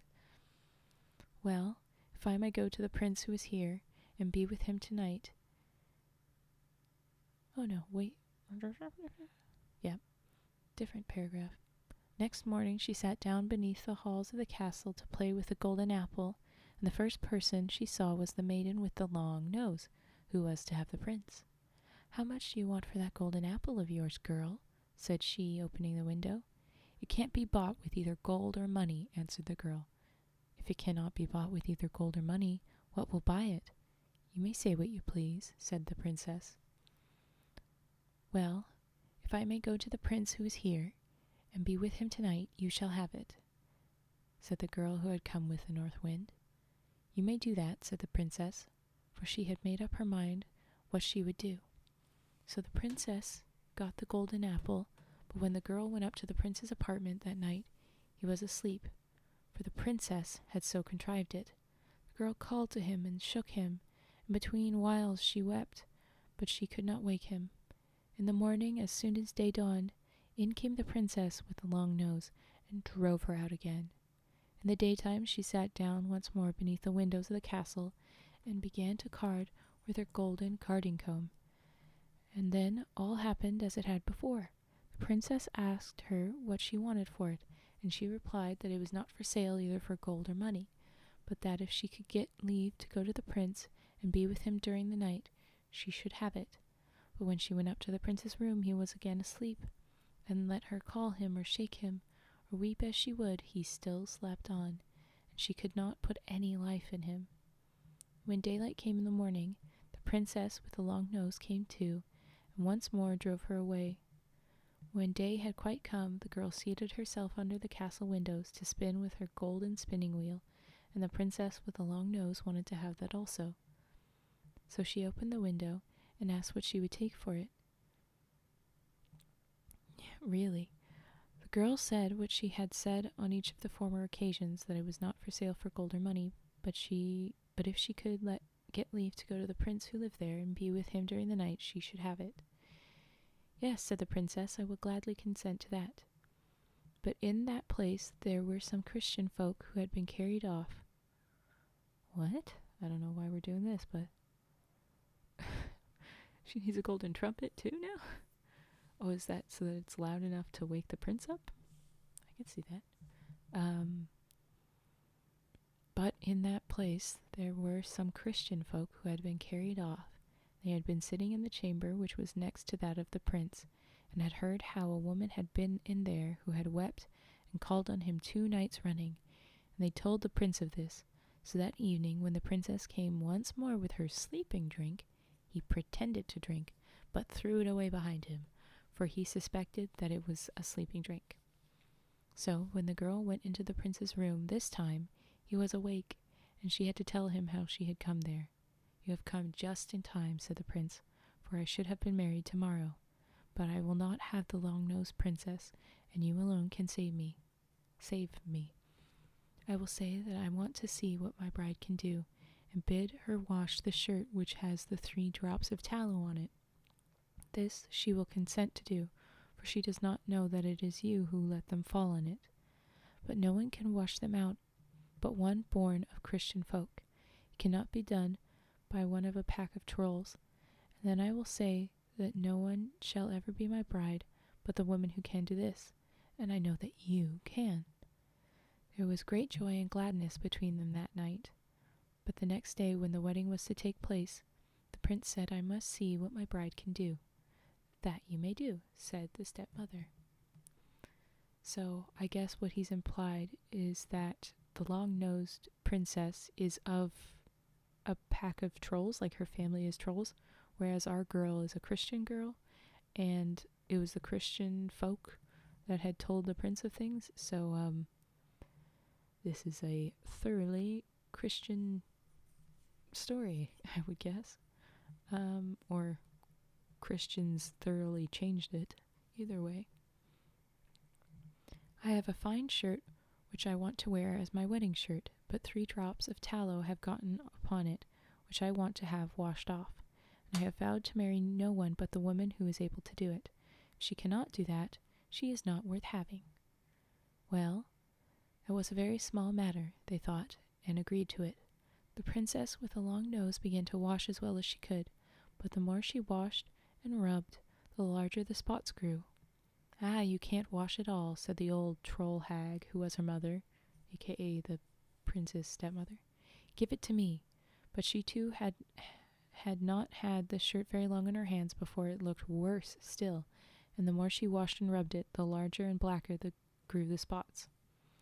So the other trolls had to come and wash, but the more they did, the blacker and uglier grew the shirt, until at length it was as black as if it had been up the chimney. Oh, cried the prince, not one of you is good for anything at all.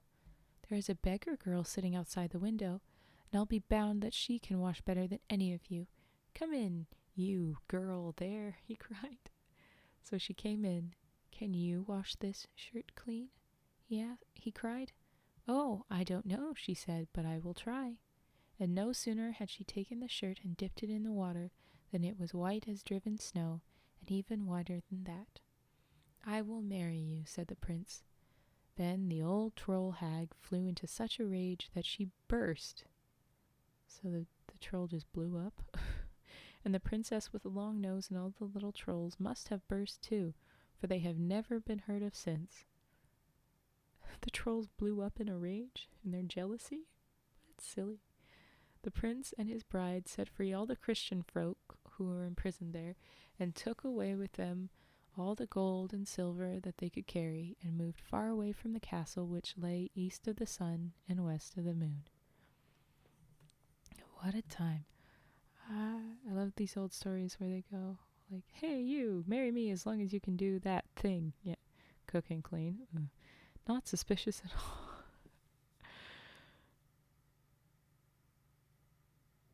Yeah, it is very interesting. I think it's published in 1889.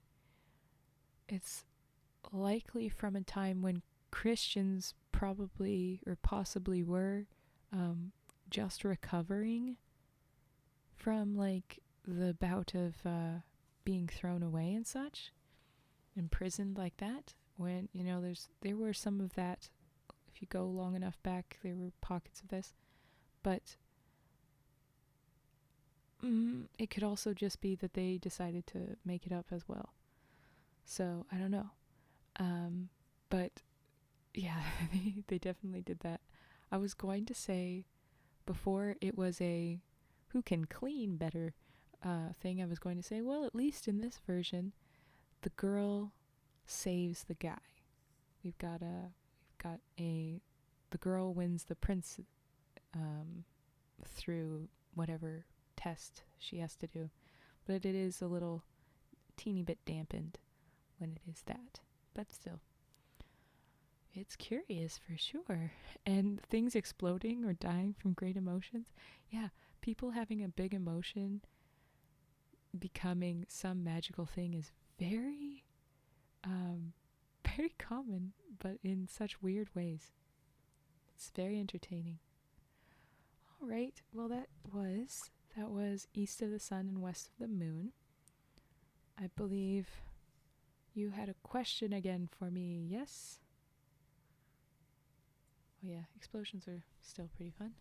I believe we had a question.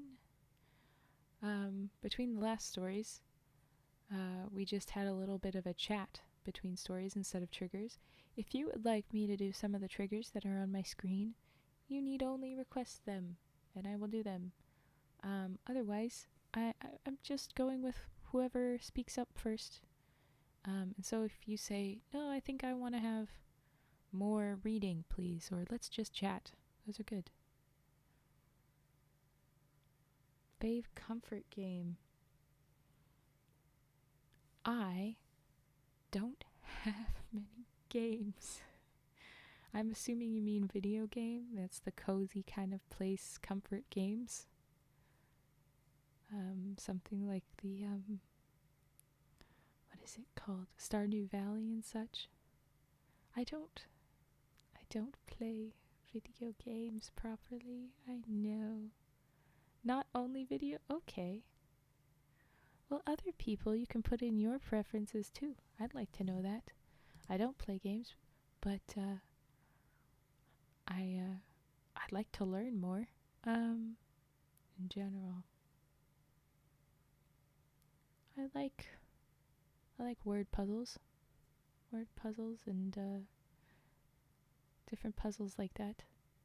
Puzzle games will get me. Not even literally puzzle pieces, but yeah.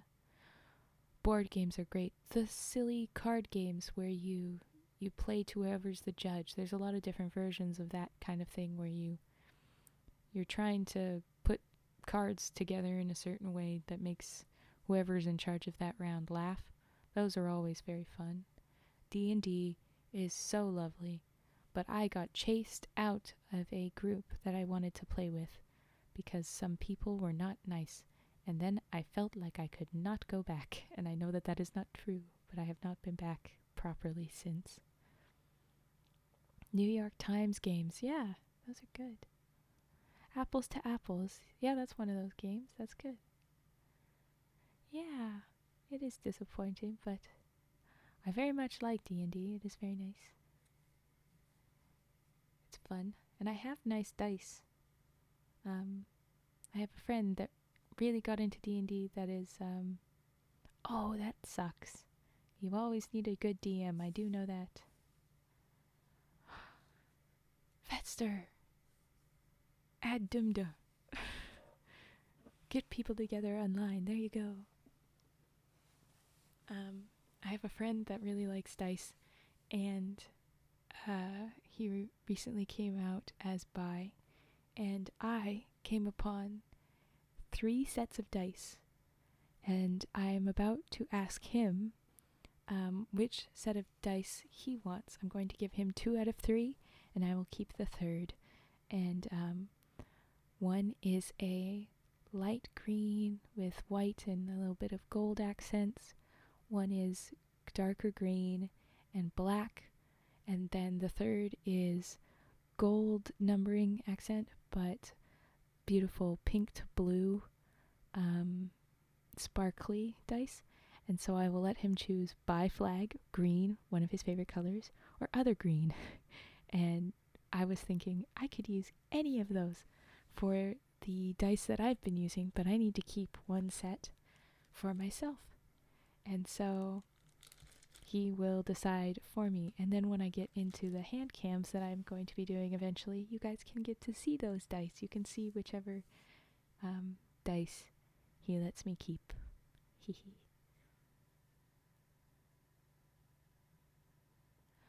Oh, that is nice. That's fun. That's a fun way to get started in D&D, where it's just a professor that blindly sent it to everybody. Or did he intentionally send it to everybody? That's even better. Yes. Dice, they're so pretty. Oh, the little hoarding of the pretty rocks. It was intentional. Good. Because I like college professors, specifically the sorts that are, yeah, I'll hang out with everybody, my students, my anybody. That's so much better of a environment than the snooty sorts that say, oh no, I must keep a clean division and not talk to the other people. Unnecessary. Oh yes, you should definitely make your own, Mr. Blacksmith. Do that for sure.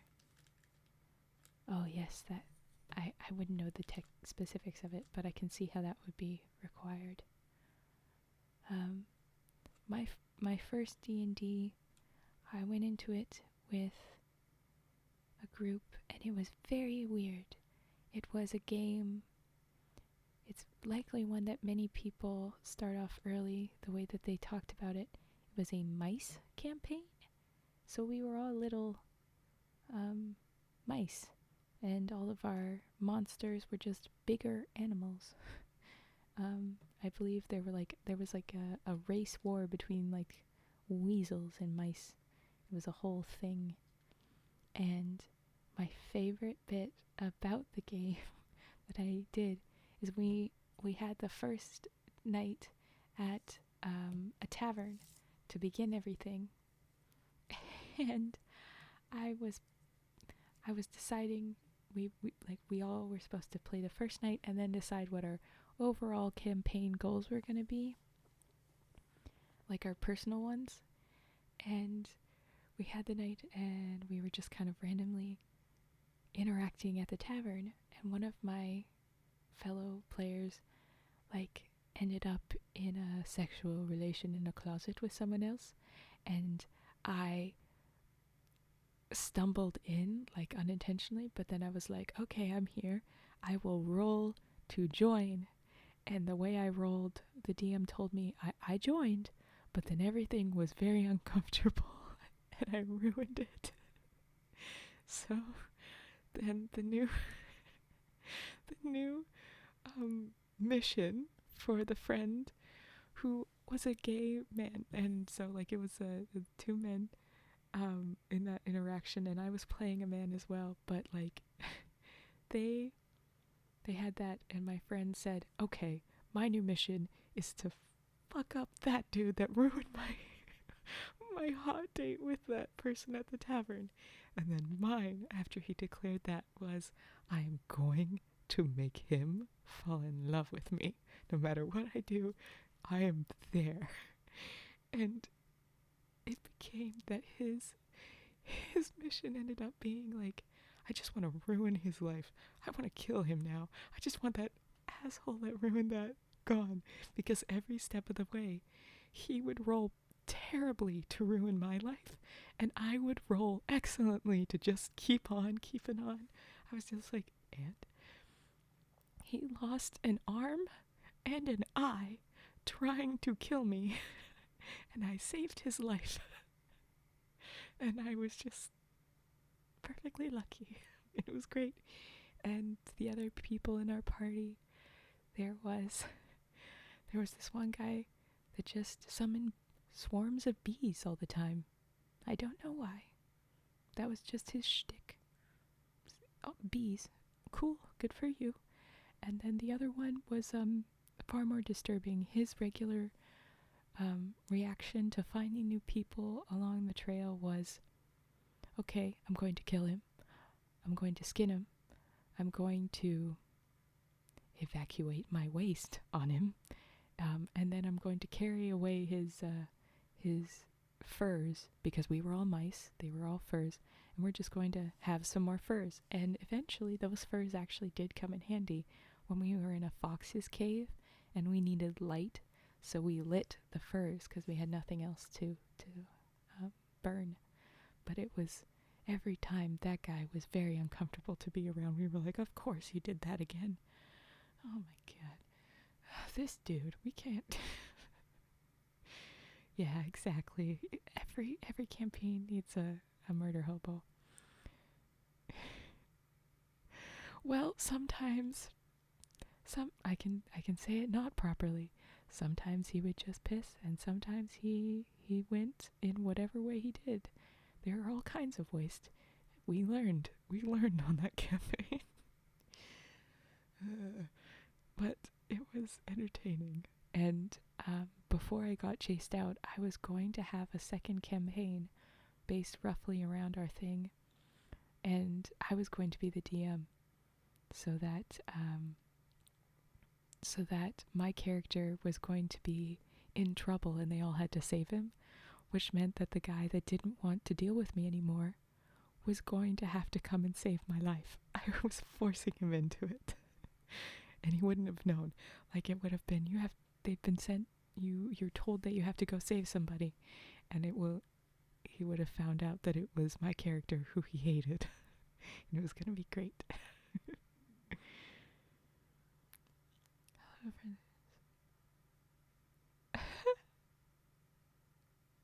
See, that is the best professor. That is wonderful. Yeah. It was a shame it didn't end up happening, but I had a lot of fun learning how to do the DM stuff at the very small level, and I ended up practicing with my same friend that likes the dice. I made him sit and be like, okay, so if you do this, then what do I do? And we did a very half-assed practice for me. he was very nice. He was very useful. That's of course you learned a trade instead. You didn't have professors, you had other kinds of instructors, right? That's perfectly fine. But the reason we liked those kinds of, oh, back in 2020, oh wow, yeah, I imagine that would have really hit differently then. We're all alone. Let's please. That's so wonderful. With the same professor? That's great. Or whatever group was made from that professor group. That's awesome. Good for you. That's great. He's still here. Oh, that's great. Oh my gosh. Professor DM.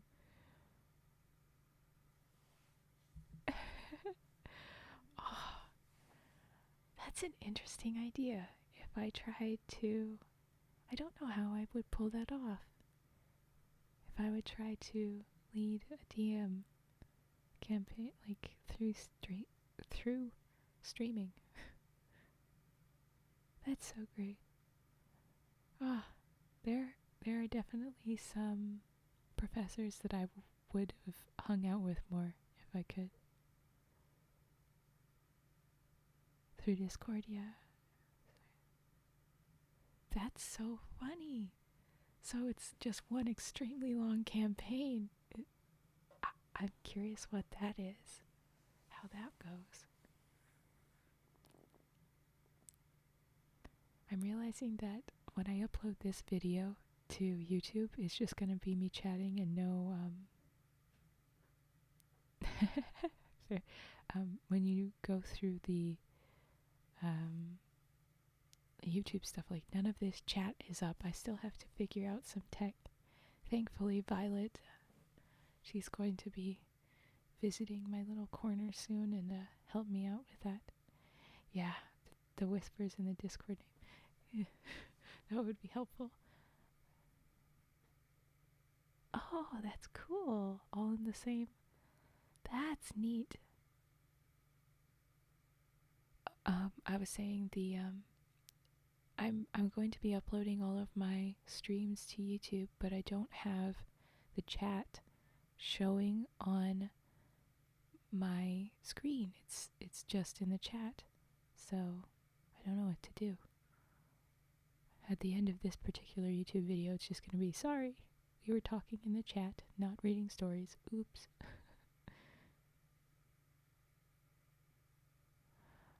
Yeah, my friend will be helping me tomorrow now because it is now 1 a.m. here. She'll be helping me tomorrow, and I'm not streaming today because whatever. I won't stream until after she's visited, so I will get it sorted out with her. But our primary thing to fix will be my avatar because that was supposed to be here a long time ago, but it's been rude.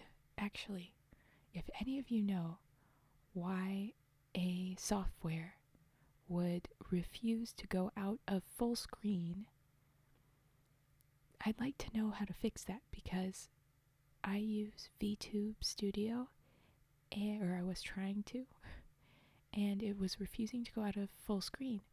And we forced it out of that.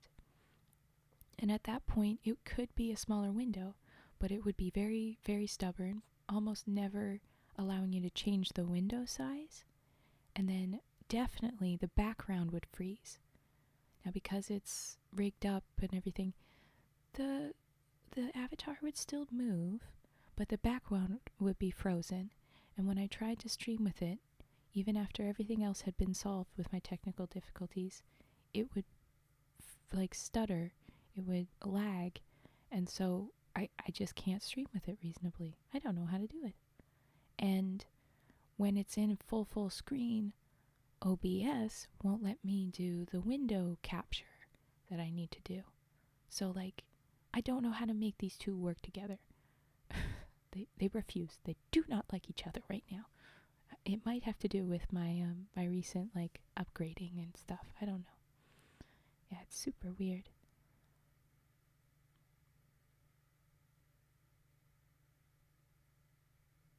You will have to send the meme to the whole group. Share with the class. There's only 6 of us here. Yeah, and if I absolutely cannot get it sorted on VTube, I will go to a different software and I will try that other software. I will do this. It will get sorted. I have paid for the avatar. I am not wasting it. Damn it. Thunk's table. And my antlers for the avatar should be in, because that was being trickety too. Needs to have my antlers. Rude. Anyway.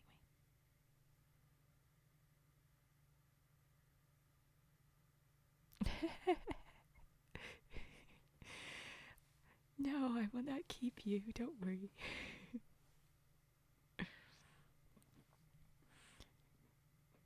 If you have the image, if you have the meme, send it along. If not, oh well. One day. Well, with that, I'm going to look where the next... Oh, wait. Did you? No, you did. You asked for the comfort games, and we all said D&D. That's what it was. My brain was like, did you ask a question? Yes, you did. We just got thoroughly onto the next track. Ooh, what is this story? Ooh, it is longer than the other ones. No, we won't do that one next. It is a little too long. I have read Little Red Riding Hood. We have read Sleeping Beauty in the Wood. And I did actually read Cinderella, but I read it when I had technical issues. And so I know for a fact, because I just uploaded it, that it didn't get caught. Haha. So how about I read Cinderella? It is fairly short. You have a ton of questions. Well, do you want to ask one now? Or do you want to have Cinderella first and then ask all of them? And other people, you can tell him what to do too. Shut your mouth, we want to read. Or, yeah, let's keep chatting. I don't know. And if anybody says, can we, just do some ASMR stuff? We haven't done any of that. You can say that too. I'll do what you guys say. Whatever works.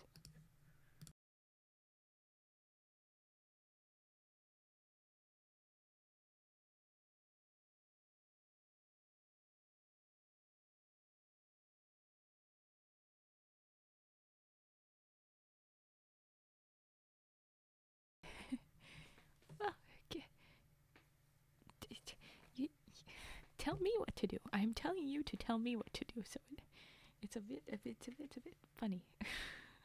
But yes. Okay.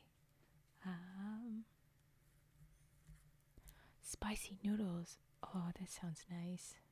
Oh, noodles. But telling story? Okay. We do telling story then. Let's do that. I want to have the words up so that people's and so the YouTube algorithm knows what's happening. Although the past couple times I've been putting up the title and still chatting before I've done it. Anyway. Okay, sure. All right.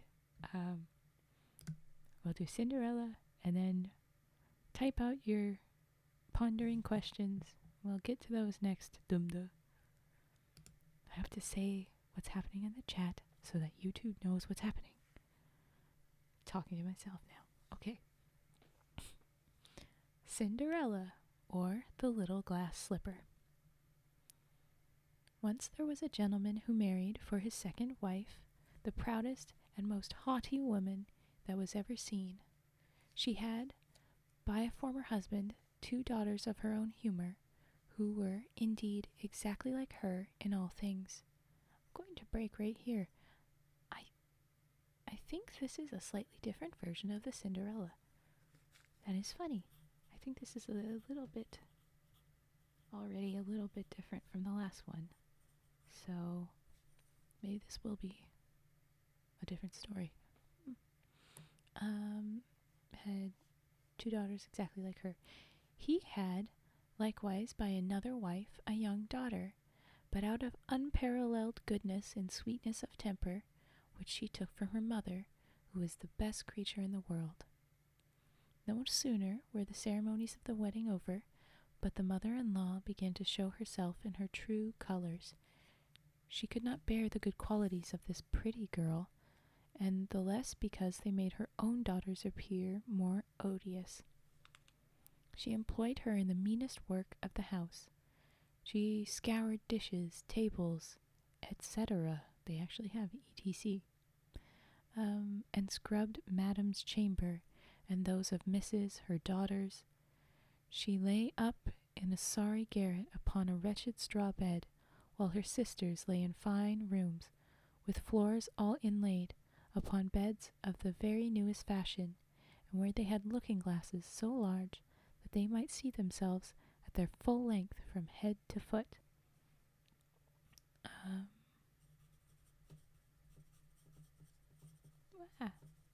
I am getting requests to talk to other peoples. Not now, other peoples.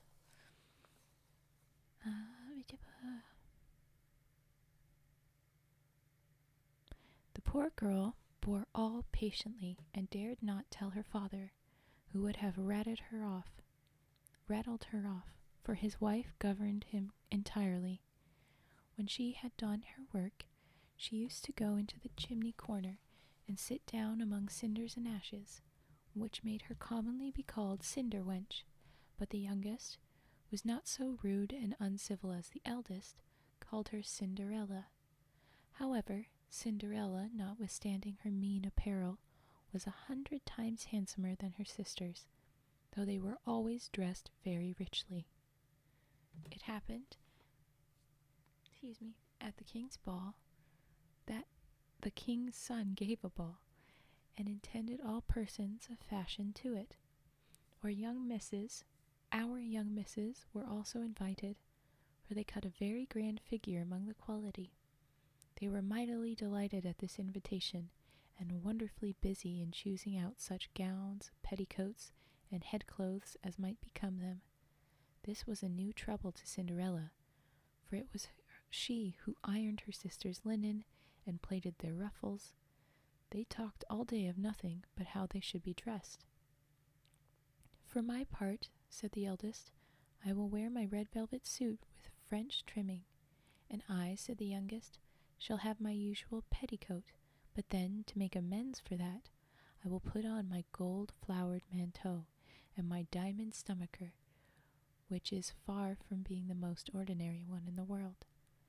They sent for the best tire-woman they could get to make up their head-dresses and adjust their double pinners, and they had their red brushes and patches from Mademoiselle de la Poche. I don't know who that is, but it sounds important. Cinderella was likewise called up to them to be consulted in all these matters, for she had excellent notions, and advised them always for the best, nay, and offered her services to dress their heads, which they were very willing she should do. As she was doing this, they said to her, "Cinderella, would you not be glad to go to the ball?" "Alas," said she, "you only jeer me. It is not for such as I am to go thither." "Thou art in the right of it," replied they. "It would make the people laugh to see a cinder wench at the ball." Anyone but Cinderella would have dressed their heads awry, but she was very good, and dressed them perfectly well. They were almost 2 days without eating, so much they were transported with joy. They broke above a dozen laces in trying to be laced up close, that they might have a fine slender shape, and they were continually at their looking-glass. At last the happy day came. They went to court, and Cinderella followed them with her eyes as long as she could, and when she had lost the sight of them, she fell a-crying. Her godmother, who saw her all in tears, asked her what was the matter. I wish I could. She was not able to speak the rest, being interrupted by her tears and sobbing. This godmother of hers, who was a fairy, said to her, "Thou wishest thou couldst go to the ball, is it not so?" "Yes," cried Cinderella with a great sigh. Well, said her godmother, be a good girl, and I will continue that thou shalt go, and that I will contrive that that shalt go. Then she took her into the bedchamber, and said to her, Run into the garden, and bring me a pumpkin. Cinderella went immediately to gather the finest she could get, and brought it to her godmother, not being able to imagine how this pumpkin could make her go to the ball.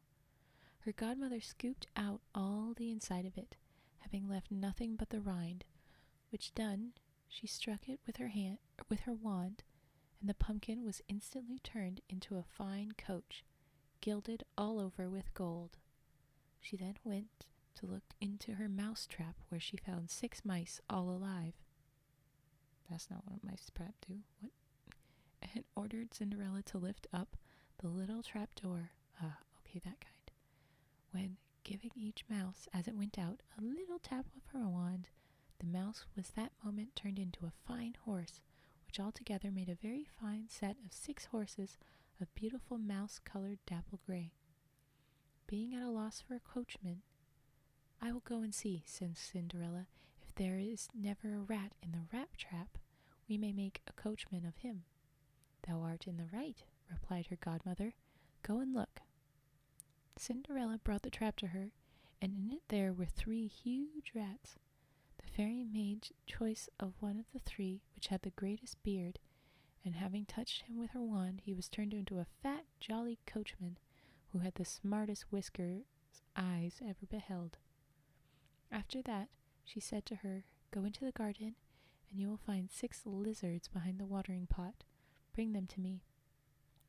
She had no sooner done so, but her godmother turned them into 6 footmen, who skipped up immediately behind the coach, with their liveries and all debaubed with gold and silver, and clung as close behind each other as they had done nothing their whole as if they had done nothing else their whole lives. The fairy then said to Cinderella, Well, you see here an equipage fit to go to the ball with. Are you not pleased with it? Oh, yes, cried she. But must I go thither as I am, in these nasty rags? Her godmother only just touched her with her wand, and at the same instant her clothes were turned into cloth of gold and silver, all beset with jewels. This done, she gave her a pair of glass slippers, the prettiest in the whole world. Thus being decked out, she got up into her coach, but with her godmother, above all things, commanded her not to stay till after midnight, telling her at the same time that if she stayed 1 moment longer, the coach would be a pumpkin again, her horses mice, her coachman a rat, her footmen lizards, and her clothes became just as they were before. She promised her godmother she would not fail of leaving the ball before midnight, and then away she drives, scarce able to contain herself for joy.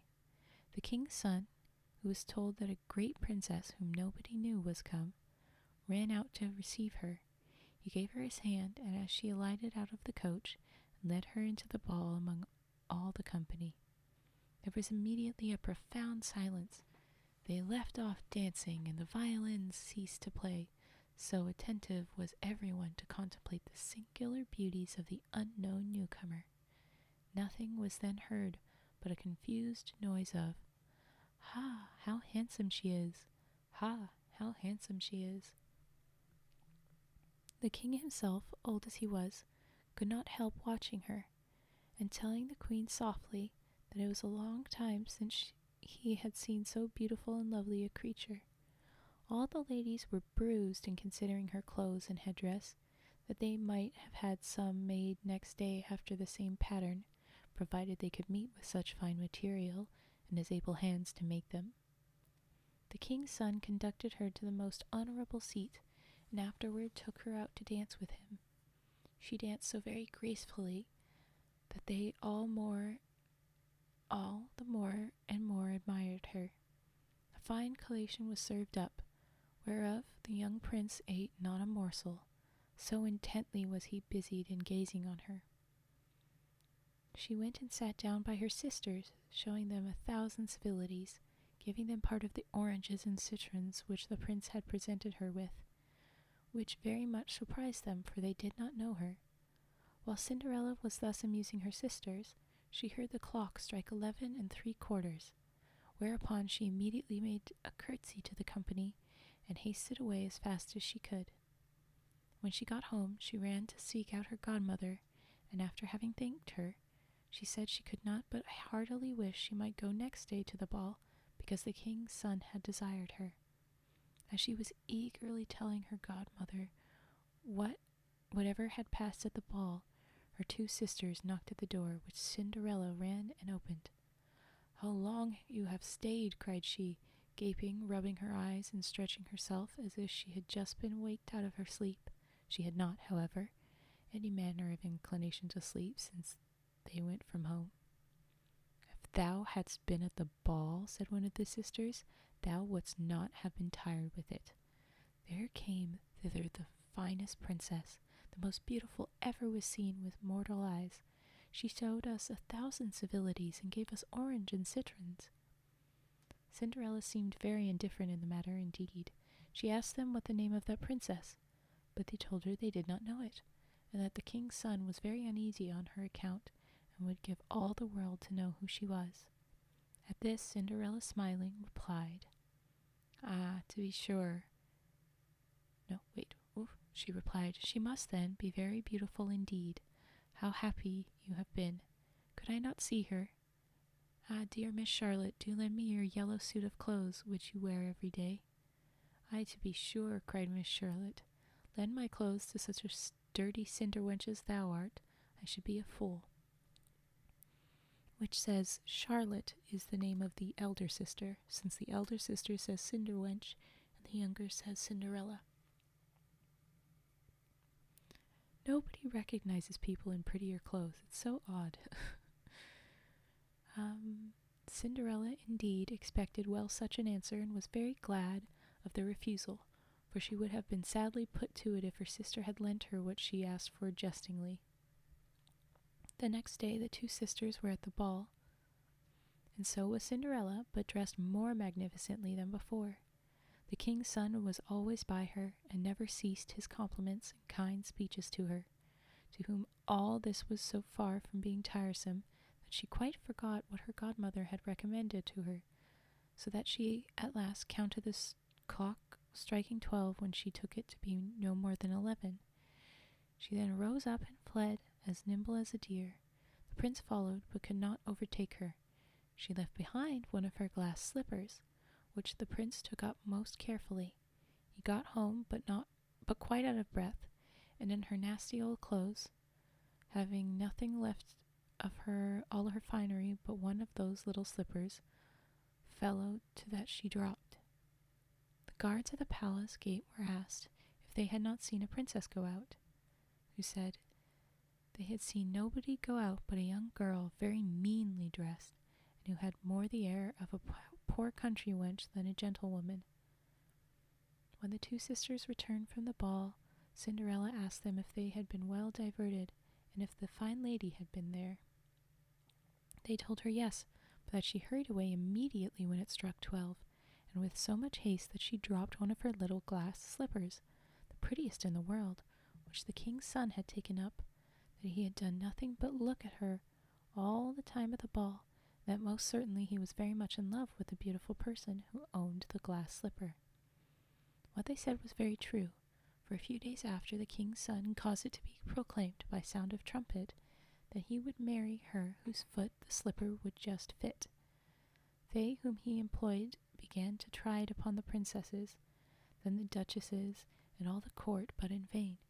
It was brought to the two sisters, who did all they possibly could to thrust their foot into the slipper, but they could not effect it.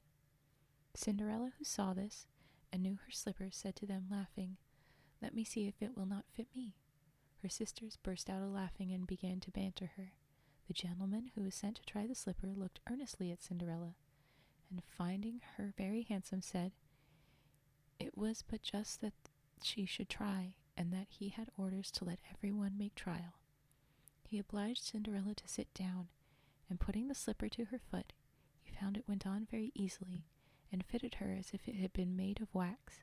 The astonishment her two sisters were in was excessively great, but still abundantly greater when Cinderella put out of her pocket the other slipper and put it on her foot. Thereupon in came her godmother, who, having touched with her wand Cinderella's clothes, made them richer and more magnificent than any of those she had before. And now her two sisters found her to be that fine, beautiful lady whom they had seen at the ball. They threw themselves at her feet to beg pardon for all the ill treatment they had made her undergo. Cinderella took them up, and as she embraced them, cried that she forgave them with all her heart, and desired them always to love her. She was conducted to the young prince, dressed as she was. He thought her more charming than ever, and a few days later married her. Cinderella, who was no less good than beautiful, gave her two sisters lodging in the palace, and that very same day matched them with two great lords of the court. The end. Yeah, I guess so. Although, okay, so the last story we read had a strange Christianization, and this story had an imposing of Cinderella still loving her sisters at the end, and it is more like the Disney version. But the other version, it has, there were 3 nights at the ball, and she kept leaving. It was, she wept at her mother's grave, and that's how she got her beautiful dress that her mother's willow tree gave her gold and stuff. And also that the sisters chopped off pieces of their foot to get it into the shoe. Whereas this one is very much, cleaned up like that. And then there's versions of the story where the birds help her pick things out of the ashes, which her stepmother forces her to do. The birds help with the gold falling, and every time she runs, and when the stepsisters try to get away with the prince, the birds are like, "Hey, prince, try again. Look at her shoe, it's bloody." The birds help, so when Cinderella finally gets the prince, the birds attack the stepsisters and blind her is another version of it, or another addition to it. For whatever reason, that wasn't in the story that I read. It felt like it had ended abruptly, so I think that it was weirdly cut out. Yeah, very Disney. I think that this publication is a Christianized version of stories. I think that it must be, because it's got 2 of these very Christianized versions of the stories. Yeah, sanitized, yeah. Because I think it's just interesting that she still loved them at the end and begged them to forgive her or whatever. Whereas in the other one, she just left because they had been so awful to her. And someone else tortured them, but, she didn't do anything about it.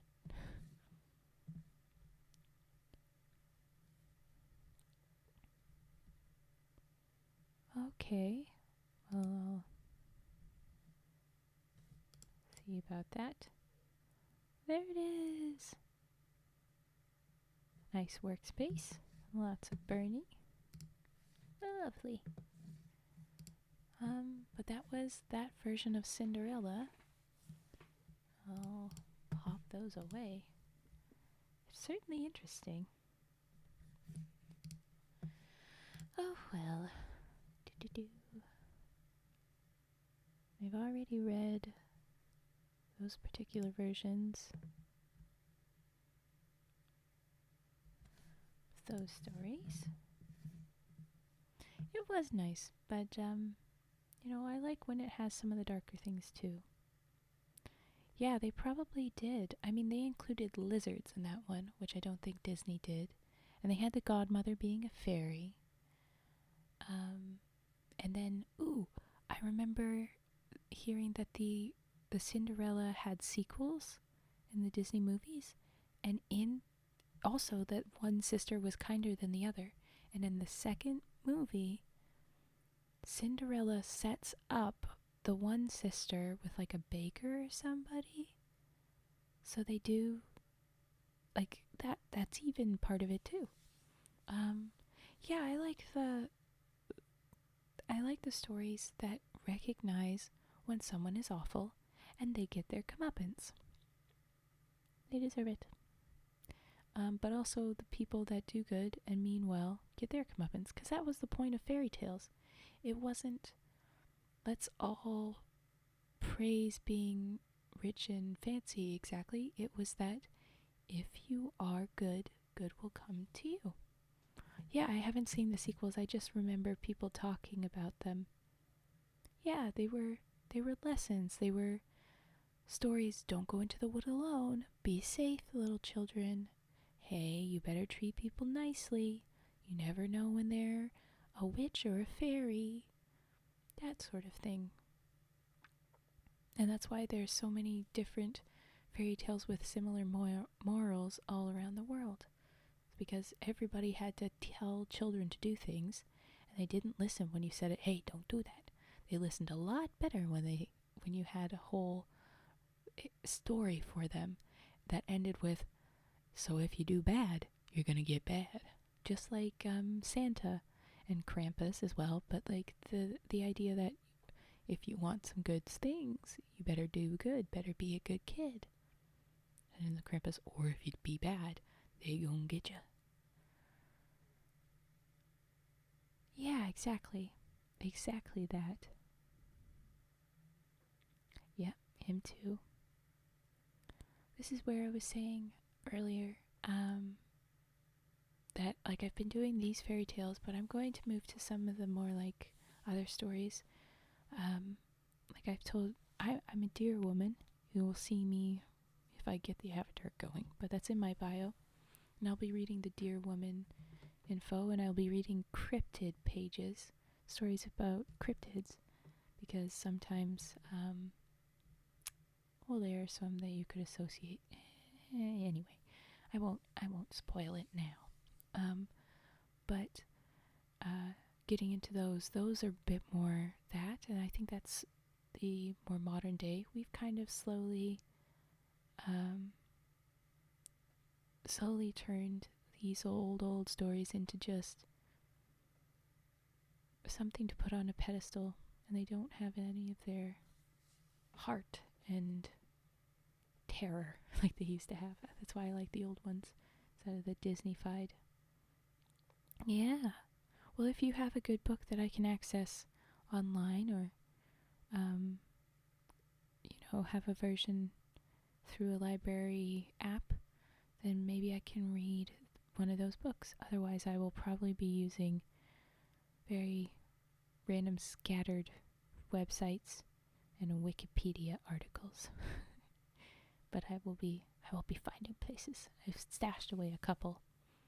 I really didn't think that this website was going to be so full of stories, so I could be here forever. I think I'm just going to get through this Blue Fairy book, which I've read some of these already, and then I'll move on to that sort of stuff. Cryptozoology A to Z. Well, okay, we'll put that on a note.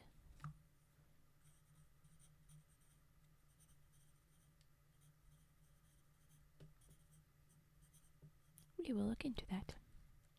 You have an interesting little short story? Do you have a link to it? Put it in my chat. I will absolutely read that. Maybe not tonight, but at some point. Yeah, Reddit. Reddit's good for this stuff. Introduction to Human Death. Intriguing. It's not that long. All right. Well, what do you say, folks? Should I read that story, Introduction to Human Death, or should I pick another story from my Blue Fairy book?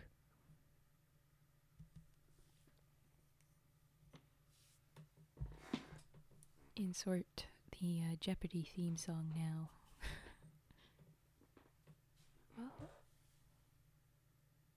Oh, well, that's not very helpful.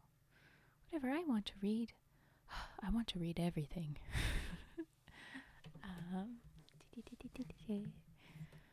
The next story, that one was going to be very long. And this one I'm sure is going to be, pretty long.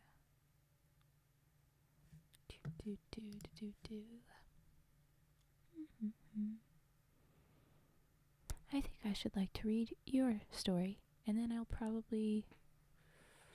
probably wrap up the stream tonight after that. So let's read our requested story. Thank you very much, Fetster.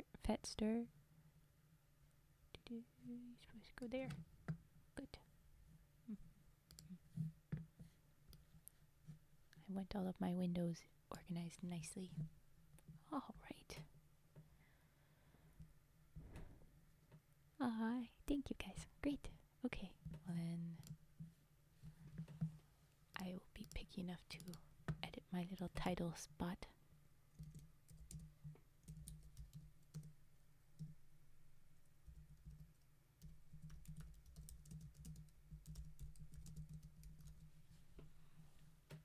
Should I be concerned about any of the topics in this? I'll probably be fine. We've already dealt with some crazy things in this story series so far. But tell me if there should be some warning. Alright.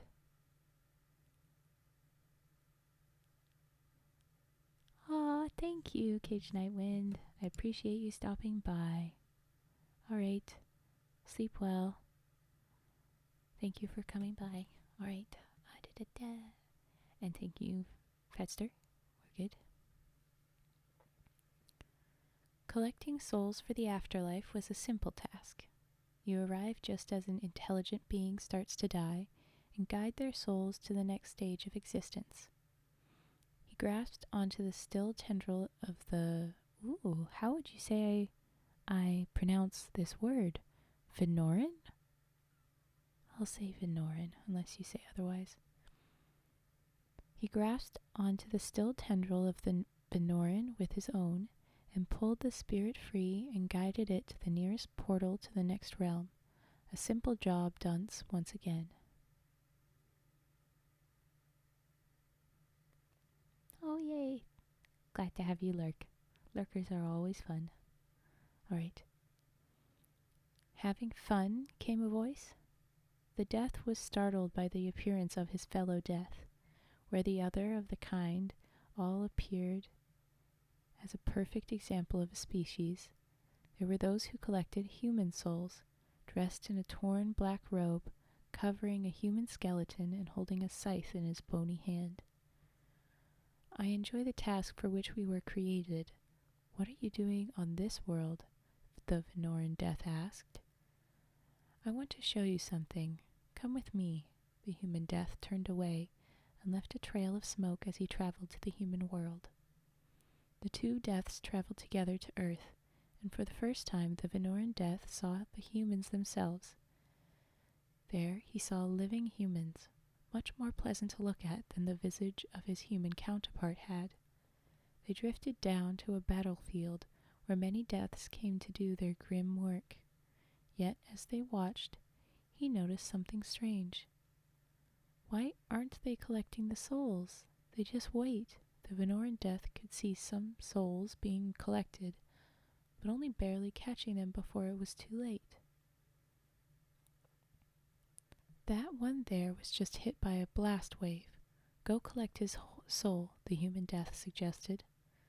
The Vinoran Death approached and felt his form shift to the grim reaper of the humans. It was uncomfortable, but he reached with his newly skeletal hand to grab the soul from the body. A living soul approached the dying human, but the Death ignored him until he got punched in the face. Breathe, damn you, the living soul shouted. The Death tried to pull the soul from the dying body. He could see the living mortal pressing down on the chest of the soon-to-be dead. With each compression came another punch to the face from the soul of the living mortal, while the soul he was trying to claim held firm on his body with one hand and fought against his efforts with the other. Then suddenly his grip was broken, and the body started to breathe again. He was no longer able to touch the soul. What was that? The Death asked.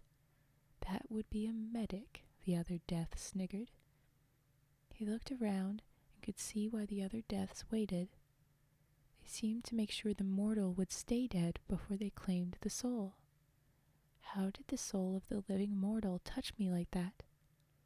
Humans, they set their own rules sometimes. Though they do make it easy to speed along the other races.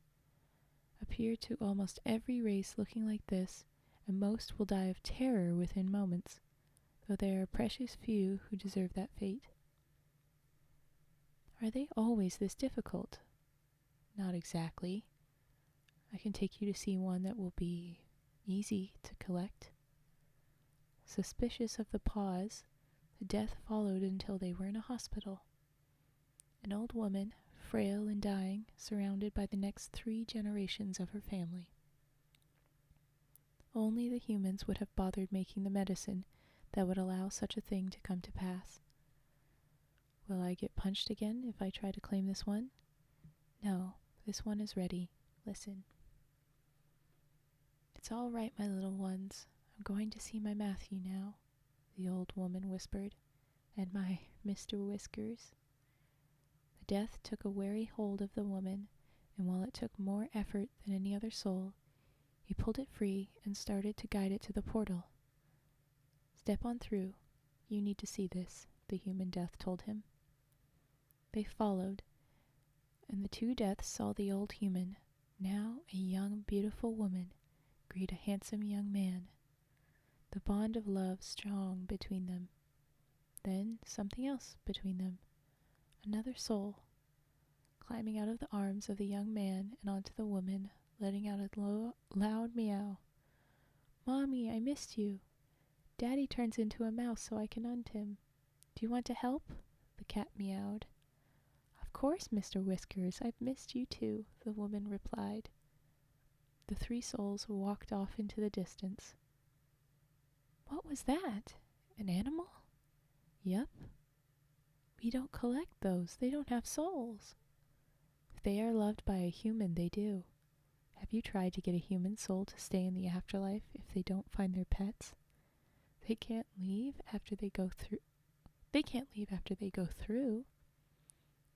You wouldn't think so. Turns out nothing was ever stopping anyone from leaving. They were the first to try. If you thought that medic was a problem, imagine a soul with nothing but spite and eternity to make your job miserable. So you collect their cats. Cats, dogs, birds, bears, turtles, wombats, and all sorts of creatures. If humans aren't threatened by something, they will bond with it and love it fiercely. Why are you telling me all this? He asked, following his counterpart to some other kind of facility. This soul here, the death pointed to a man at a computer. He's not dying. What about him? He's figuring out faster than light travel. Once he does, the humans will be the first to travel between the stars. You need to be ready.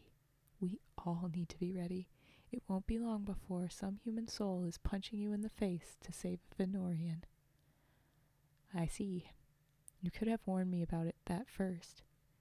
Yes, but it was fucking hilarious. Now come on. We gotta go to reincarnate some Hindu guy into a tiger. Reincarnate what? Oh, that is fun. I like that there's another little scene that someone has added to it, so I'm going to add that little bit. I don't know if you know the little thing. Oh, it's from 2 years ago. You probably do know it. Venor, Death, and Grim Reaper are walking into a primordial forest. Venor, Death. So we insert the soul through the side, where it's actually absorbed. Grim Reaper. No.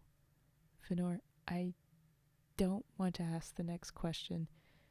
Grim Reaper, you're going to see why I need your help with this about the same time you truly realize why the humans called the Tiger the man killer, and you have no idea of the trouble the sort of man that earns a tiger reincarnation can cause. Yeah, that's a good addition. All right, well, thank you so much for that. That was a great one. All right, well, this has been a really great stream. title is a little intimidating. Yeah, a little bit. And I'm so happy with this stream. I love chatting with you guys. I'd love to have more chatting. If you're not following me yet, follow me. The man Dumda. If you well, you have a job to go to. You can't stay here forever. If you haven't sent the info to your friends, I'd love for you to do that. And if you want to, reading The Last Cinderella, I was going to mention the sort of different ways to interpret this stuff. I've actually written a couple of versions of stories, and I'm going to be uploading them to my YouTube after I've recorded them anew. I don't know when I'll put them up, but I'm going to be doing lots of the fairy tales on the YouTube page. Yes. It's about 1 a.m. Well, then you're only about an hour behind me, Fetster. It's about 2 here. So, even if none of you are ready to sleep, I'm not actually ready to sleep either. You guys have woken me up quite well. Oh, thank you. I'll just be posting the past streams first, but then the new fairy tales will eventually go up. Oh, well, it's on my Twitch. It should be findable if you check it out online. I don't know the whisper stuff. It's in my about section, yeah. But yes, I want to be recording the new fairy tales and putting them up. Certainly by middle of March, I want to put up the first one, but I might not have the art that I want to put with it. I might just have very minimal little doodles that goes with it at first, and maybe eventually a better thing. Yay, thank you. Well, here I am. I just need to mention it more. Alright, thank you guys so much for being here. This has been a really wonderful stream, and I especially love that I've had this really great stream on the stream where I am officially an affiliate, because this is the last step that I had to do to get that. So yay, this has been great. I'll see you guys next time. Sleep well for those of you going to sleep. Good luck with the day for those of you that aren't. Thank you. Bye-bye.